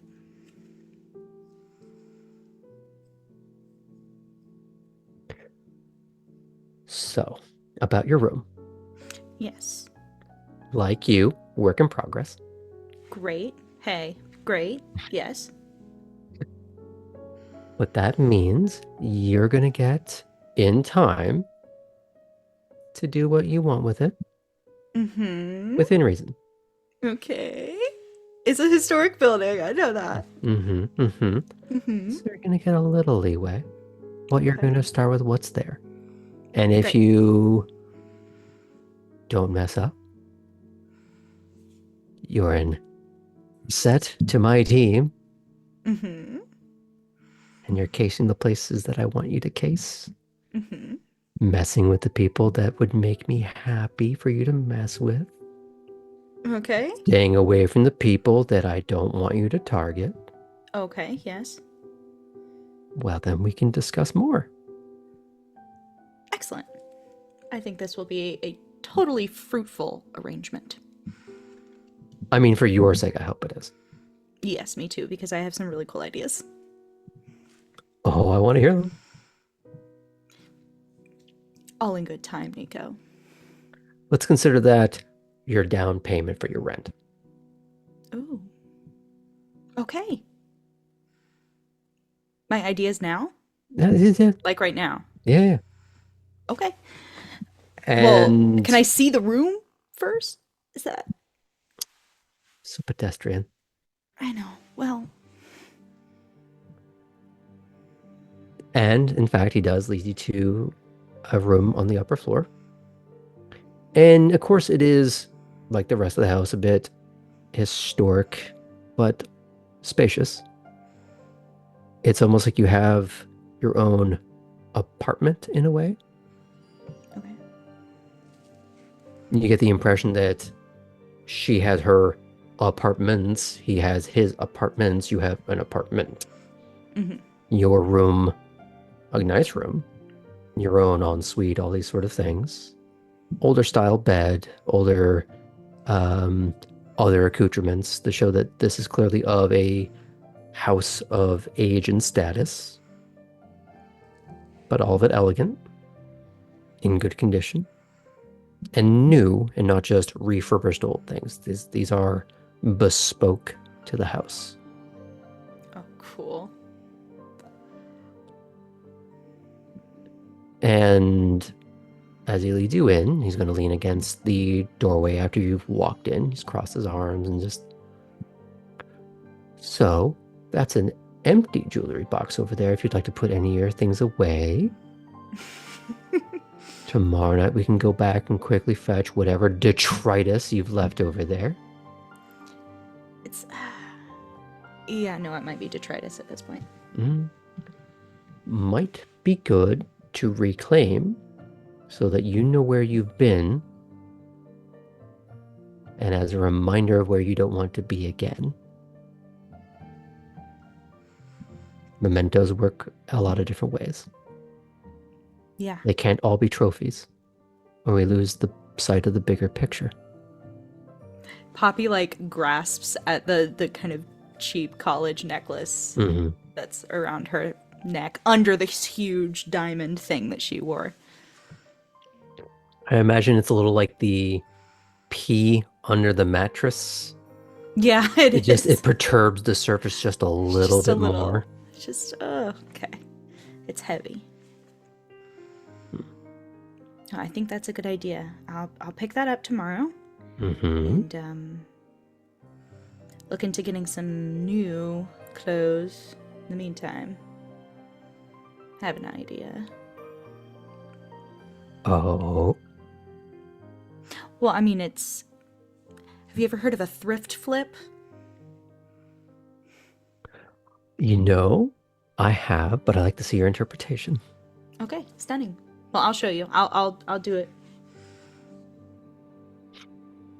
Well, how about I leave you here for now, get used to the space, let you think on your ideas, and if you have a list of things that you absolutely need, figure it out. Okay. I will. Thanks.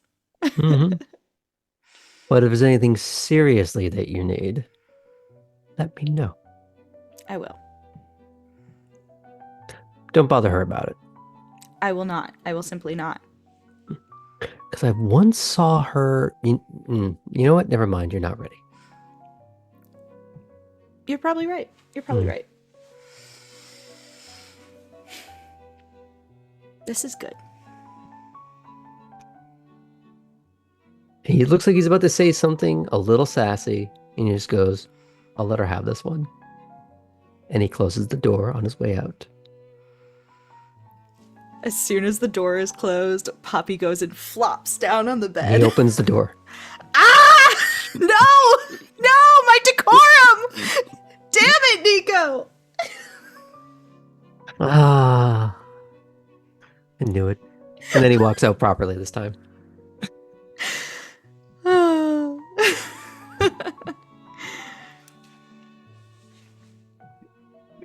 I assume she turns, well, she probably have to spend blood to turn colors, but Mhm. For all intents and purposes, a little Mhm. pink.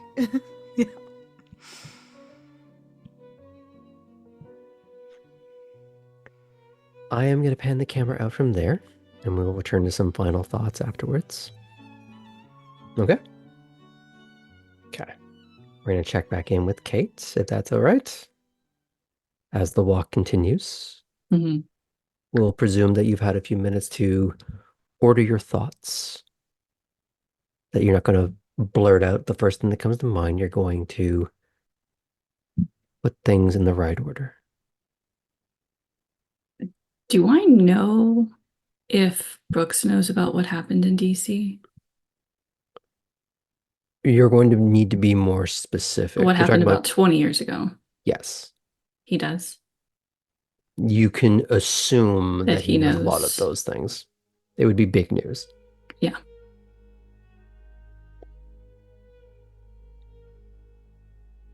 I'm interested in seeing what a long-term investment in a city looks like. DC, for all its history, hasn't quite had the same luxury recently. The pieces are still being put back on the board. Ah, yes, a rebuilding pair of decades, as I understand it. Mm-hmm.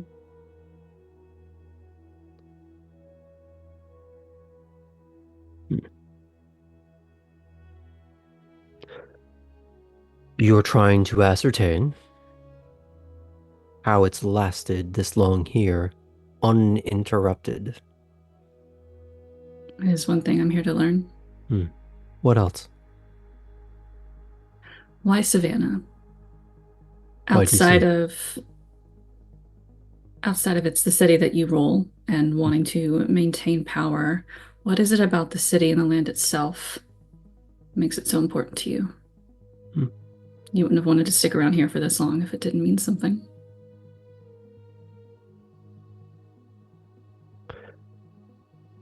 Consider what the colonies represent when they first started.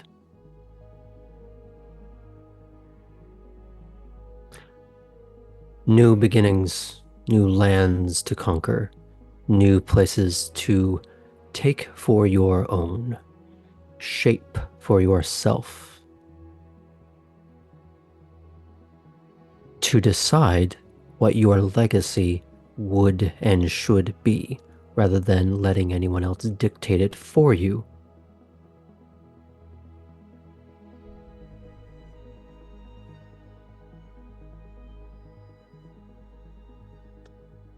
Land of opportunity aren't just fancy words.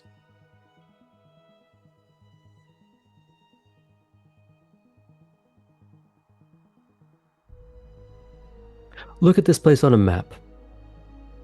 Where is it?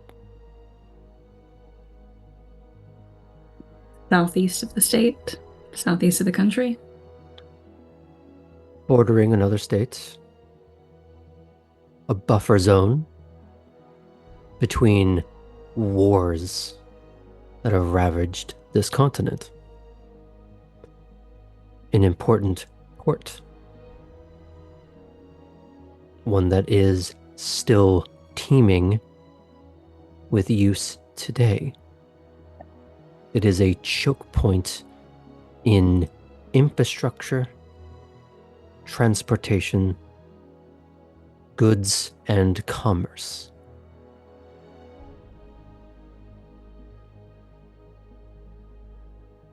And you, excuse me, the players had a long day.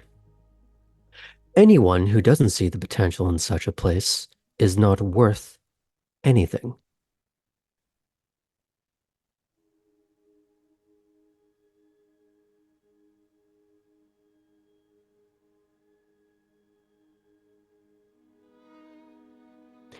Many would fight for this place for one variety of reason or another. The Sabbat want it as an access point, one to fuel their finances, their blood,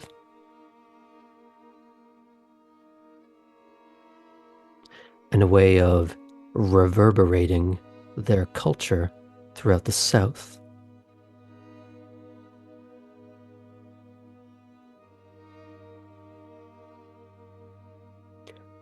It is a necessary feature in the Camarilla tapestry.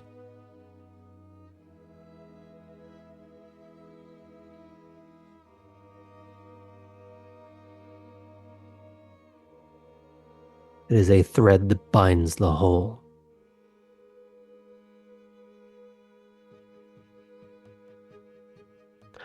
I task you with trying to understand how that even works and why.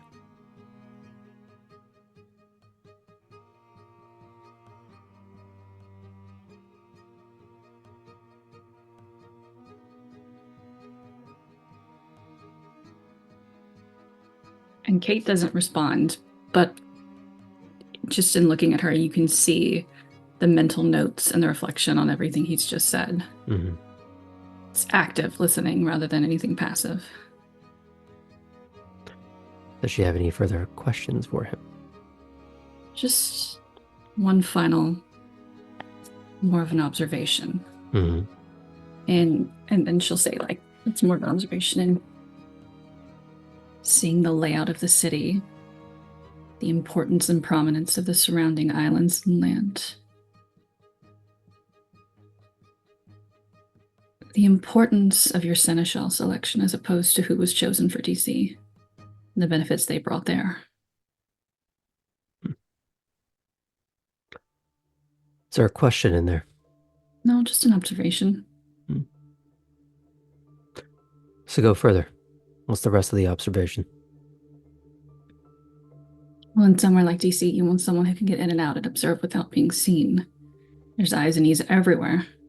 Someone that can see everything is key. Here, the small might of Savannah, but also the wilderness surrounding in Chatham County is important. You want someone who can excise power in the wilderness, tap into it, tune into what's happening there. So a Gangrel's an excellent choice.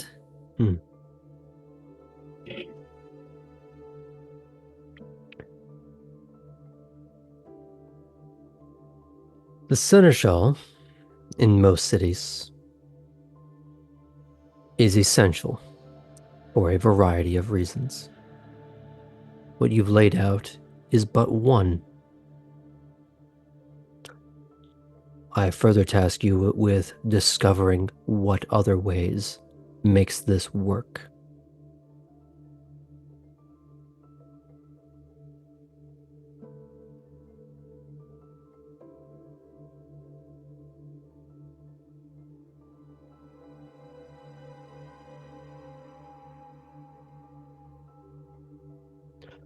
Look beyond the surface of everything.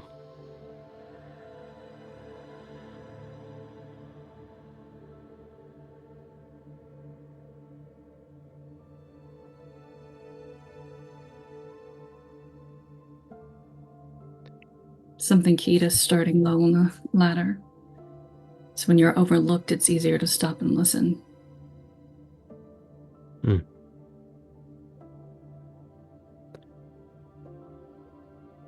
It's a good position to occupy for a time. But if all you do is listen, all you do is watch, the landscape will pass you by, and you will have affected none of it.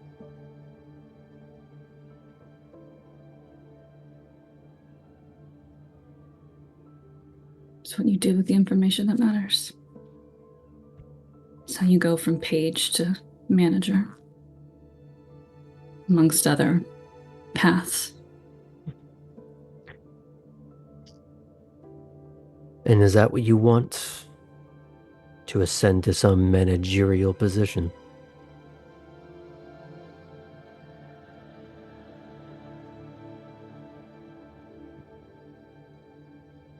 Unless what I learned in Savannah changes things. So I'll say for now, yes. But I won't shut off other potentials. The singular focus. If I'd done that, I never would have said yes to Vesper.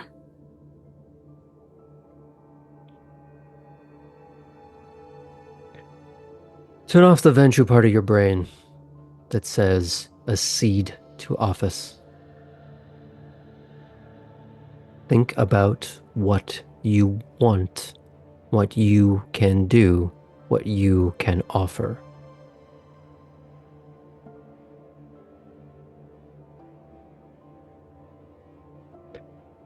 What you want is often irrelevant. It's what you can do.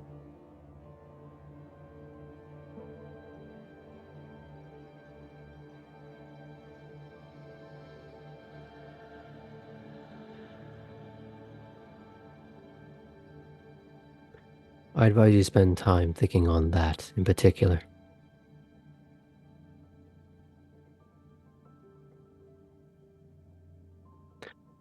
It's good to have a vague idea of something to ascribe to. But like a child leaving school, you now have to live in the real world with real consequences and real limitations. Not everyone can or should rise to a status of prominence. It's not even wise that people should seek it. Instead, understand the machine. Don't seek the person trying to run it. Learn to be one of its most effective and efficient cogs.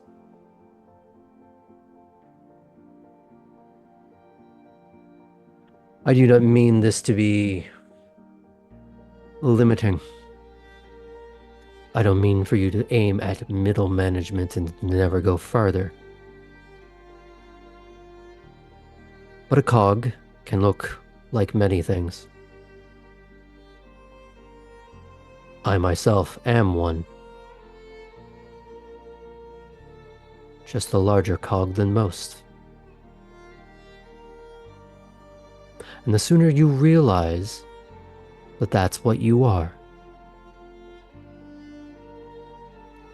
the more you can make the other cogs around you spin in the desired direction.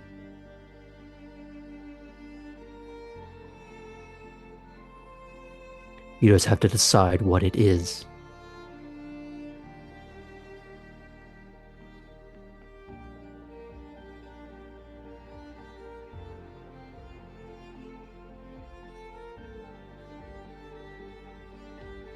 And at this, you do find your footsteps back on the gravel in front of the main house. I trust you will spend time digesting this. Thank you for the walk. It's been enlightening. Who's your first call? Halsey. Good. I look forward to hearing when and where I should begin my getting to know the Earth.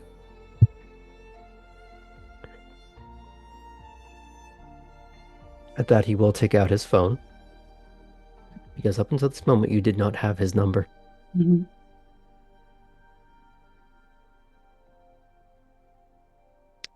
You will trade. He doesn't make it a choice, by the way. Even if you weren't, this is just what's happening now. Mm-hmm.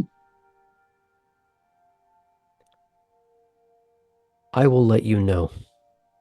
However, I won't be waiting for your call either.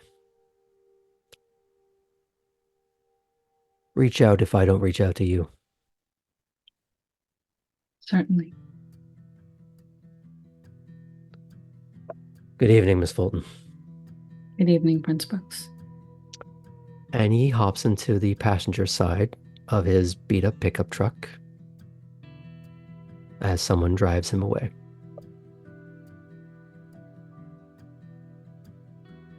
Before heading back in the house, I will Mhm. pull up my phone and I will dial Halsey's number. Okay. We're going to cut over to another set of calls for a moment with Cora. Who was your Cora first is- call? Cora's technically Gen Z, so she's probably gonna send some text messages. Okay. So, yeah. First up, just a quick message to the clan whip. So she's gonna go ahead and briefly message Grace Mm-hmm. with a Grace, letting you and Matilda know that I'm getting established. I can move around the city. No lodging yet, but available. Send. I can keep going if you want. Mm-hmm. Yeah, go ahead. Okay, so Leland. Mm-hmm. Thank you again for bringing me to Wormslow. Everything seems to be going well, no problems on my end, but maybe we should set an appointment, just in case. Also, not using periods or anything with him, like less formal. Like Send. each sentence is its own line. And then back home, real quick. To whom? This one is going to be, because I already texted Heinrich tonight. I can't like just do that again. But like this one is gonna go to Gerhard, because this doesn't operate that way. And it'll be Gerhard meeting interesting people my age around here.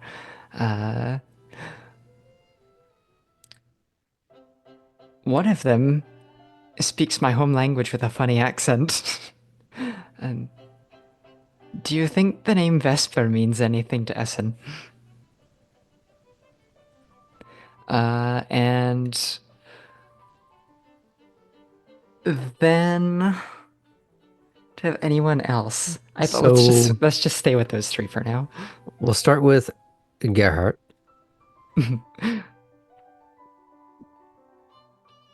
So even if you were waiting on a text from Heinrich or Essen, if you had contacted them, it is daylight for them right now. They're asleep. Yeah. One would hope. Gerhardt seems to operate on, I would say third watch, but it seems like every watch. You don't really know what his sleeping pattern is. I mean, you're not even sure if he has one. He does respond. I don't know. I'll check. Yes, I can always count on you.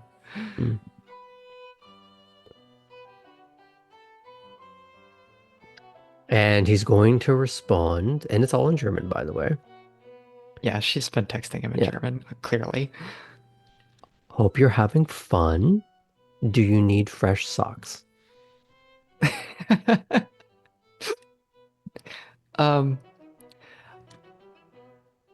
I'll say still working on an address to send them.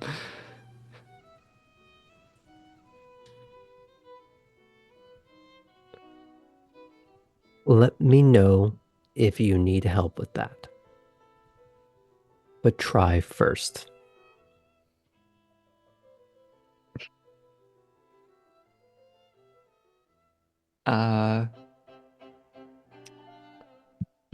Little salute emoji.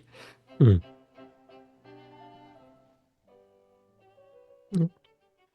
he'll leave it at that.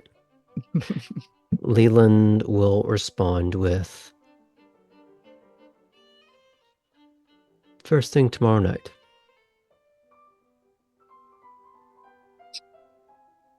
Great. Where should I meet you? The house. he says very simply. And you get that impression. It's definitely Wormslow. Just easy.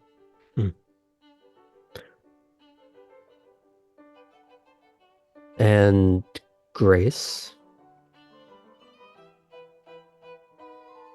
glad to hear it.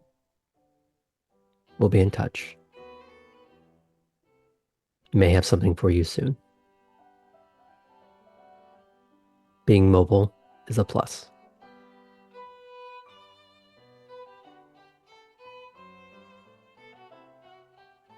Unless you had any other messages to follow up with.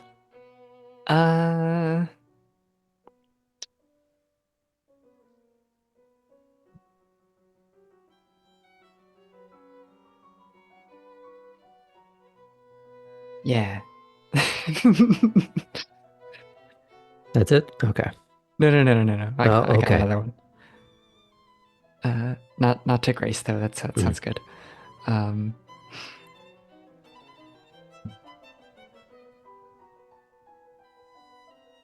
Chris, you ditched us.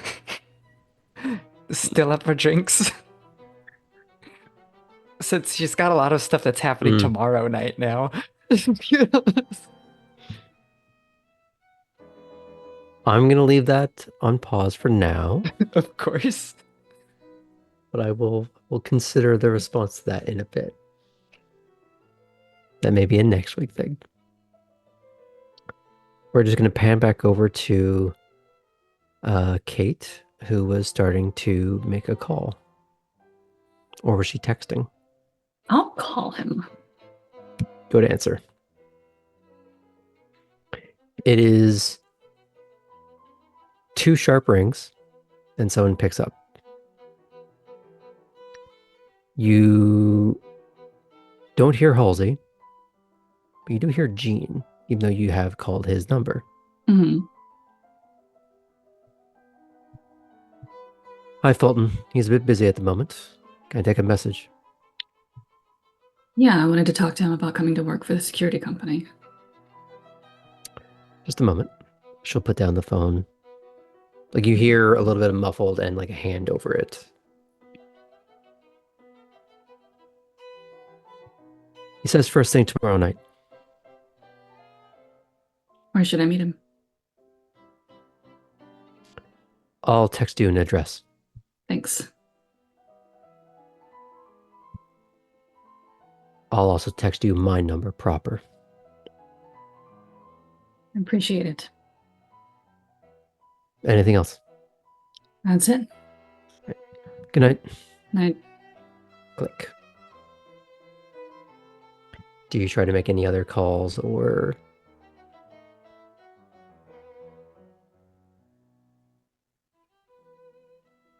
Got a start time with Halsey, so I think now after making that call, she's gonna let herself just like have a second to process.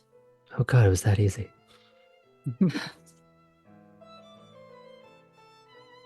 Had a one-on-one with the prince. Hmm. I'm okay. I'm okay.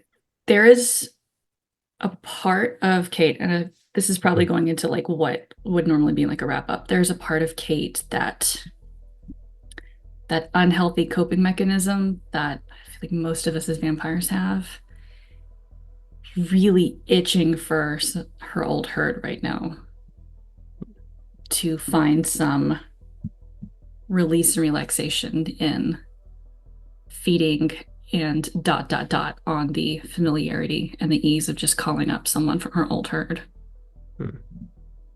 There's some frustration that she can't do that right now. Okay. We're going to pan out from you for a little bit. We're going to check back in with the Underground Wonder Twins for a minute.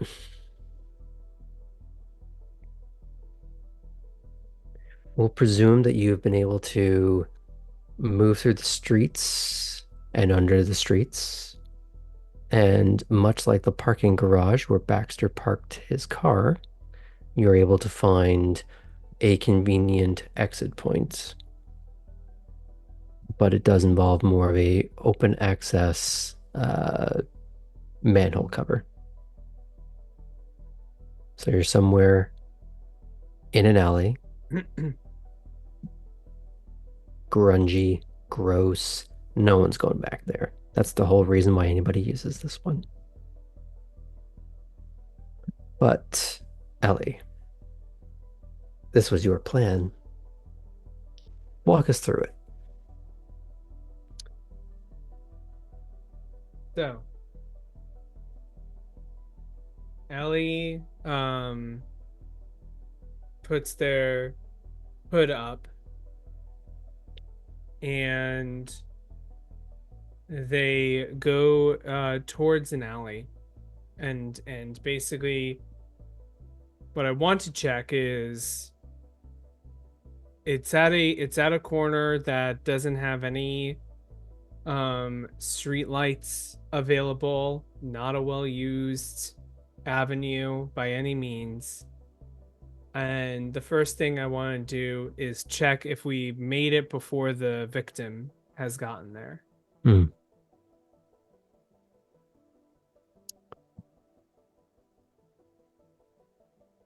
I imagine it's a lot easier for you to get into your intended ambush and choke point than it is for someone within a couple of hours who is minding their own business, messaging Margaret, Sally, and the other one. Of course. For them to all of a sudden have $13,000. Great. So what's gonna happen is they'll have the drop point, and there will be a note that Ellie is writing down that says, "Leave the suitcase here," like on a bench. Leave the suitcase here and walk away. And then we hide and we wait. Would you have left that as a note, or would you have found a way to put that message on their phone? Yeah, I guess Take a I'm more picture high of the tech than location. that. I would message on their phone because it's another power move of, hey, I also know your phone number. Also, you're going to be here at the time that I say that you're here. Mm-hmm. This exact Some second. random person like passes by the bench and they're like, There's "Put a the suitcase money here. in." Oh, all right. Oh, okay. I guess I will. Sweet deal. Okay. So you managed to do that. Question. You are trying to hide your face because you are a couple of Ugmos walking around in the middle of the night. So here's the thing I was thinking actually on that note. Graham, is I have,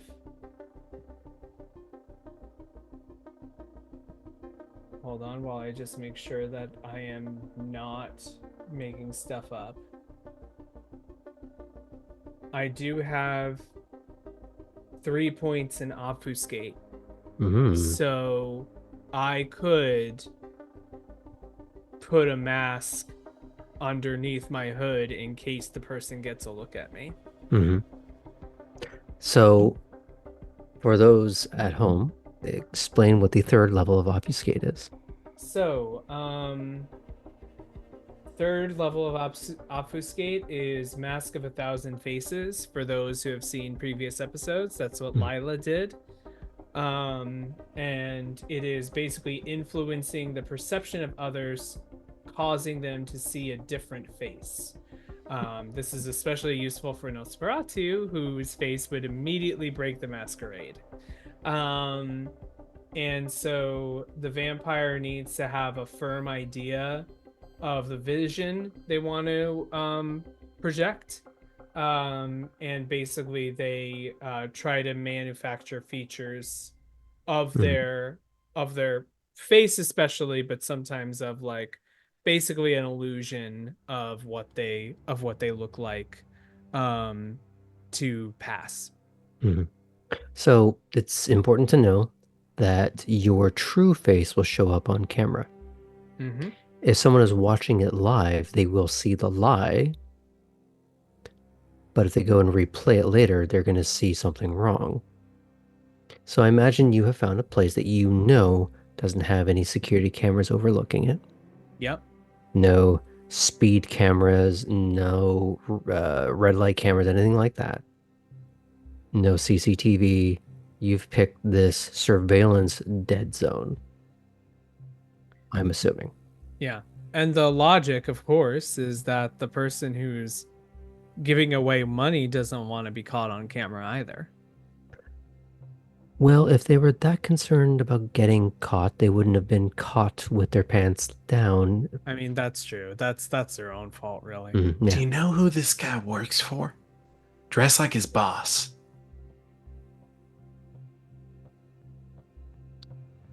That's Not gonna to show him, but man, if he saw what you looked like. I mean, Come on. okay. Yeah. We're going a little into chaotic mode here with that suggestion. I like Do you it, have but someone else in mind? just see what happens first. Okay. I mean, you've done this before. I can't do that. And so they wait, and as they wait,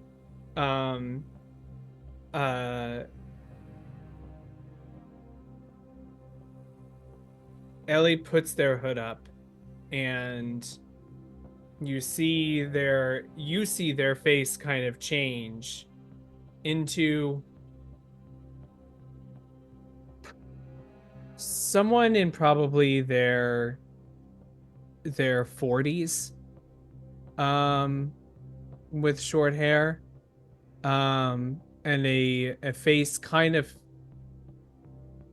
vaguely similar to what Ellie's face looked like earlier, just without all of the Nosferatu bonuses. So Ellie is going for Pink a self-portrait of what they used to look like. Not quite.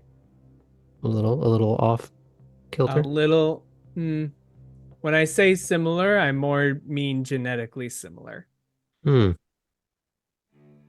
So Kirkland brand Ellie, got it.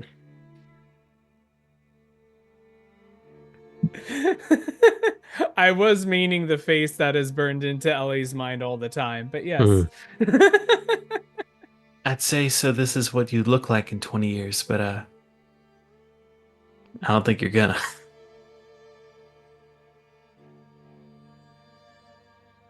We'll work on the jokes. Yeah. So what's Work gonna on your happen? humor. Okay. Well, as the one person who could probably make this app be even a concept for you, maybe I'm messing. Go carry on with your thing. You've done this before. Okay. Color commentary. As they're waiting, Ellie will turn to Tabby and goes, "So how was it meeting the prince?" It was bad. I mean, I'm here, so it was fine. We were introduced as a group of 6, 5? No, I can't. 6. Yeah, okay, I was right the first time. And one of us got our heads blown off. And What stupid thing did you do to get your head blown off? I didn't do it. I'm here. No, I mean kind of what did the idiot do? Oh, he punched the prince. Oh, that's a fucking stupid. Right? Jeez. Yeah, just like mouthed off to him and then wham. It would have been impressive, but like nothing happened, and then bang. Before he could blink, sheriff was on him. Then Was he it a wasn't there. brouhaha? Yeah. That sounds right. Okay. Wow, I'm glad that didn't. Well, what happened with you? I was trying to keep the whole Sabat thing under wraps, so I tried to give a vague but honest answer, like, I'm here to help your city. And he's like, lie to me again, you die. So it's like, Sabat attack. Oh, yeah. No, that makes sense. So I didn't have any secrets and real emotionally, mentally naked in front of him. Mm. Otherwise, fine.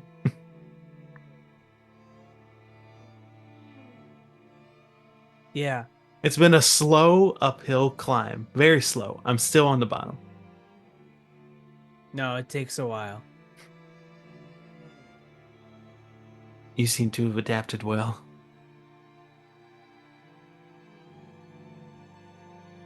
Is that wrong? Sure. I'm thankful my skills don't involve me having to go outside much.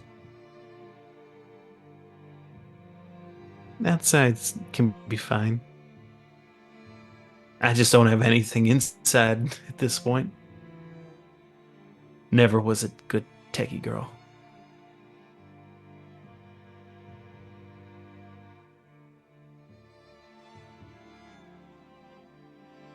Looks like our mark is here.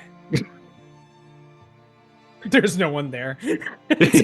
Just this silhouette of where a person should be, the little dotted line. Just Yeah. Maybe they're obfuscating. so. Where are you situated at the moment? Are you in the bushes? Like, what's the plan? Oh, here? definitely in the bushes. Yeah. What if I go like stand behind wherever he's supposed to show up? That's not. I mean, you could. No, that's something Lila would say. So wait. Okay, we're gonna have to talk about this later. Keep going. No. Oh God. Okay.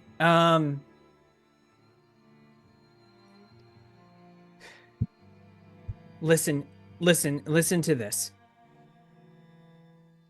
I have a plan, and it has worked very well for getting me through these past couple months.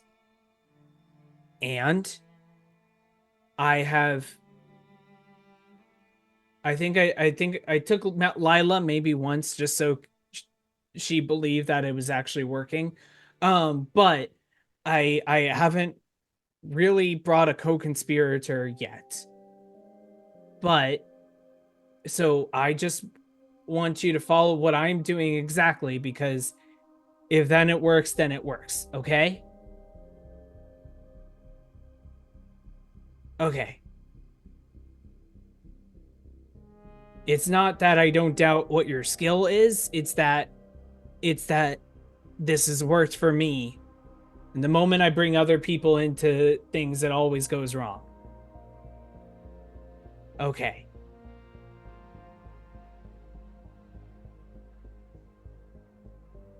So what we're going to do is he notes to bring the suitcase here, drop it at that bench. How hungry are you? Okay. So what's going to happen is I am going to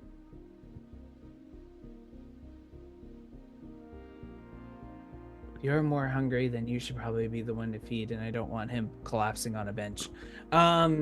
So what's going to happen is when he turns around to walk away after leaving the suitcase there, you're going to feed on him, and I will grab the suitcase, okay?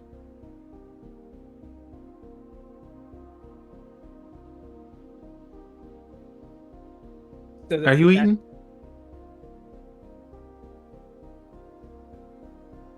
It doesn't really matter because I don't intend on eating all of him anyway. Oh God, please don't. No. He's like an important politician here. Oh. No, Hilarious. I have to get the people. I have to get the people who have the money. No, promise. I never have. Yeah. I have to get the people who I know have $13,000 randomly that they can grab. So yeah, I have to make sure they do not die. I'm Because that's sorry, I really didn't mean to suspicious. make you freak out. No, not No, gonna yeah. happen. Not Yeah, not yeah, in the yeah. cards. Yes, please. Yes. Oh God. Okay. Good. Glad we clarified that. That would have been really bad. We can figure out the level of your hunger right now, though. Yeah, do you want me to roll it randomly or just Um, roll a d10 for me, and we'll add two to whatever the other roll is. it's a 4 plus 2 is a 6. Okay. So maybe you haven't come out of your room for a little bit, and you're realizing that you are a little hangry. So listen. Yeah. So it might be more to your benefit to have a snack rather than Tabby, Hmm. unless you want to do another scam on somebody else. Yeah. So I'm gonna be like, okay, so this is I will How about show I you just how watch you? it's done. I see how everything's done, Okay. and I'm not here. Great. So with that, we'll wait for our mark. You let me know if you need me. I'm gonna assume you don't, because you've done this before, and you're a pro.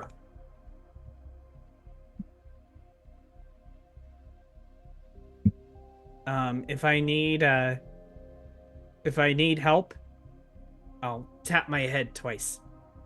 Okay.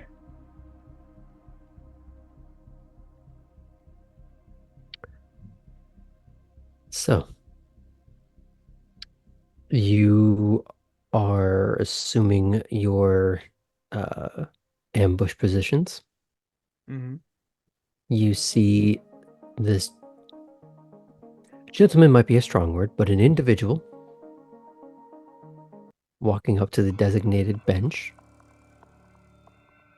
a little shifty, looking around, um, step a little bit quicker than would be a normal gait. Because clearly the only sneaking around they do is behind the missus' back.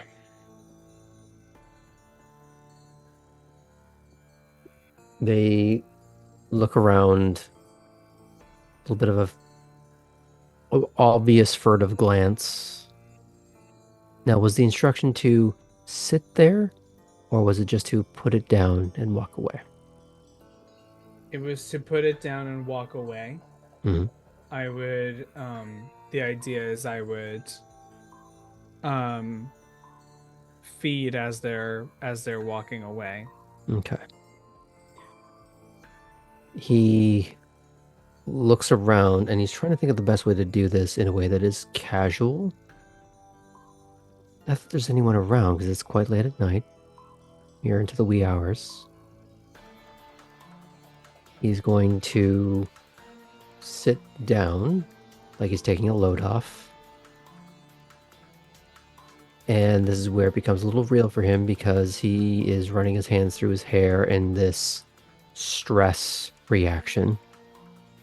You can almost hear the flop sweat on him of someone who has been caught.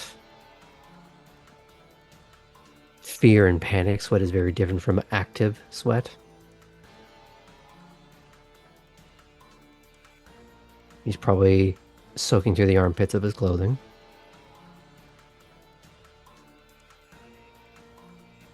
He checks his phone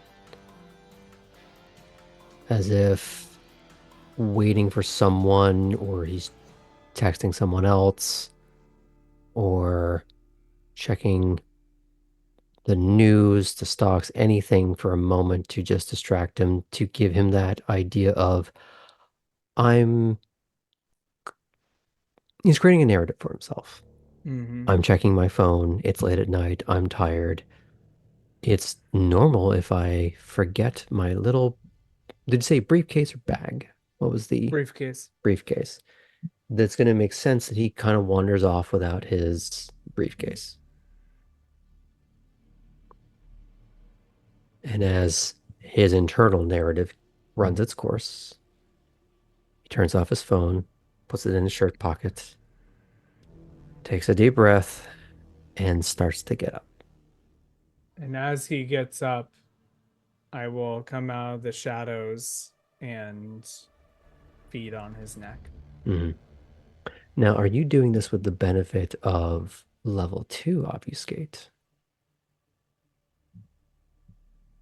Um, I mean, question for you, can you use both levels at the same time, or is it you choose Mask of Shadows or I would say there isn't really like concentration in this in that particular realm. yeah, So presumably it's a case of you're switching, like hot switching in the moment. yeah. If that really mattered. I would use Unseen Presence because the mask is pretty much Hmm. if all else fails, Hmm. and he does see my face. So with you being so hidden, you are in fact an unseen presence. The real question is, do you take a little sip or a big sip? I take a little sip. Hmm. Now God, can you imagine? you are very hungry at this point. That's true. Is a is a big sip like that's gonna make him pass out, or a big sip is like definitely dying out after that? Well, it depends if you take the biggest sip. Do you want him to be woozy, but okay? Do you want him to be sleeping on a park bench tonight? Or do you want him to be found by the police the next day?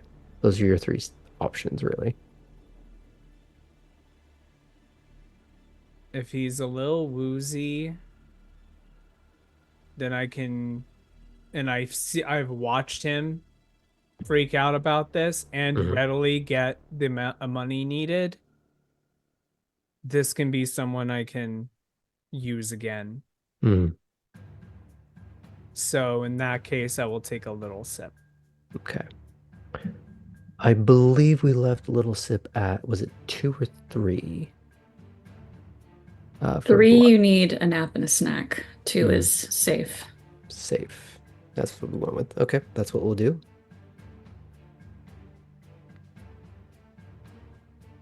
So mark that on. And we said that roll of 6 is pretty much me clarifying where my blood pool is at, right? Hmm. Great.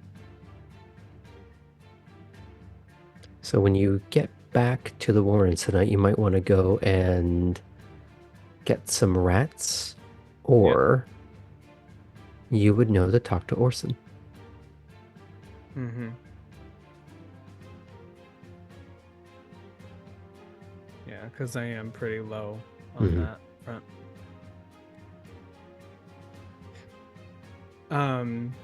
And I'll leave him kind of like guide him back to the bench if he ends up needing to stay there. And I'll just grab the suitcase and turn to Tabby and goes, "Let's go." Okay. Assuming there's no immediate color commentary, you're able to get back to that same alleyway.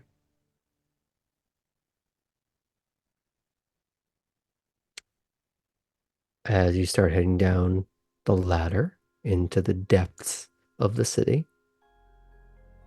Unless there's no immediate further thoughts, we're going to fade out on that image.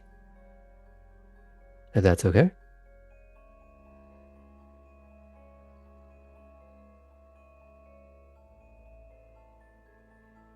But our final image tonight will be Poppy on her new bed. I assume that gleeful face bearing into a pillow, just can't believe her luck kind of deal. You'll get a ping on your phone. And it is a request for a game. Yes! That makes her And a little so chess happy. icon. Oh my gosh, yes. Yeah, she'll definitely play with Lump. And on that, we'll end the scenes, but not the show just yet. We're going to go around the table. We're going to get everyone's final thoughts for the evening. We're going to start with Poppy. I think she feels so relaxed for the first time in a while, even with the kind of like playful banter tease that Nico is. And I think she finally feels that she can make a home here.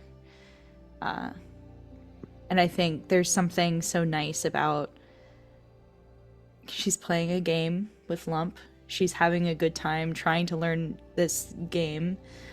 But she kind of gets a warm feeling about the idea of a routine and the idea of finding what hers is and the idea of coming home to the same bed every night for a very long time at least.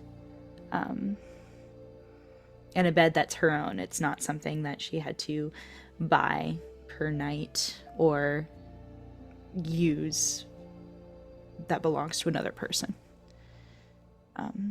So I think she feels cozy and at home.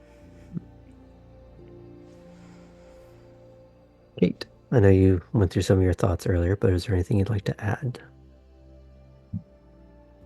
Just she's got to fit in the next day or so, starting a job, tilling the earth, and cultivating a herd.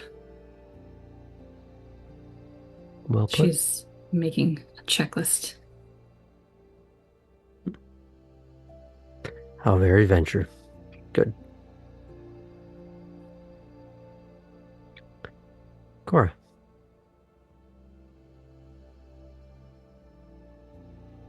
Can one couch surf on a therapist's couch? No, she is thinking about, finding where she's gonna be staying. That is her number one priority currently. None of her initial messages did that, but she is probing. When she gets together, if Chris wants to get together again, having some of those lower level little connections that she's starting to make, she's just gonna keep putting feelers out. She doesn't want to get too locked into any one situation currently. Like, it might feel obvious to the outside for her to be like, well, we'll ask Titus. You've already got kind of a rapport there. But no, she wants to kind of feel things out, like she was asking Atherton about just the general vibe of the city, right? Broaden her horizons, not narrow them. She just got here.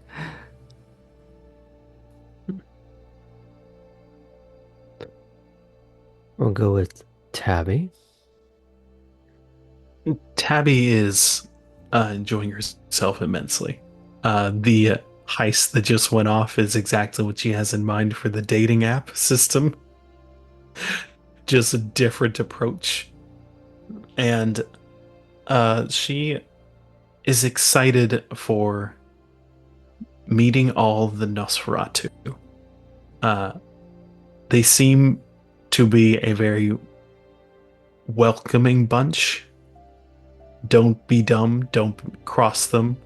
Then there seemed, even just immediately where Mason was like, we don't go by that once we're down here, then it's like not quite a family per se, but here we are the same. And now that she's interacting with not quite a peer, because Ellie does seem to have a bit of seniority and strength over her. Ellie's one of the first. Ellie and Orson are the first two who seem to just be excited to show her stuff. Lila did too, but Lila, there was already a messed up first interaction by breaking her car. She's excited. Last but not least, newest character, but not newest player. How's Ellie doing tonight? Ellie was excited to show someone the ways that they work in this world. And also got a little freaked out being outside after so long being cooped up. And they're now worried about they might need to be cooped up a little more after that. It's going to be slow to get them out, but this is the first time they've been out for a while, and we'll see if that continues. Right now they're keeping everyone at 1 arm's length, maybe even 2 arms length.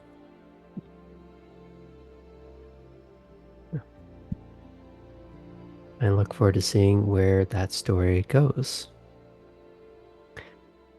However, that'll do it for us tonight.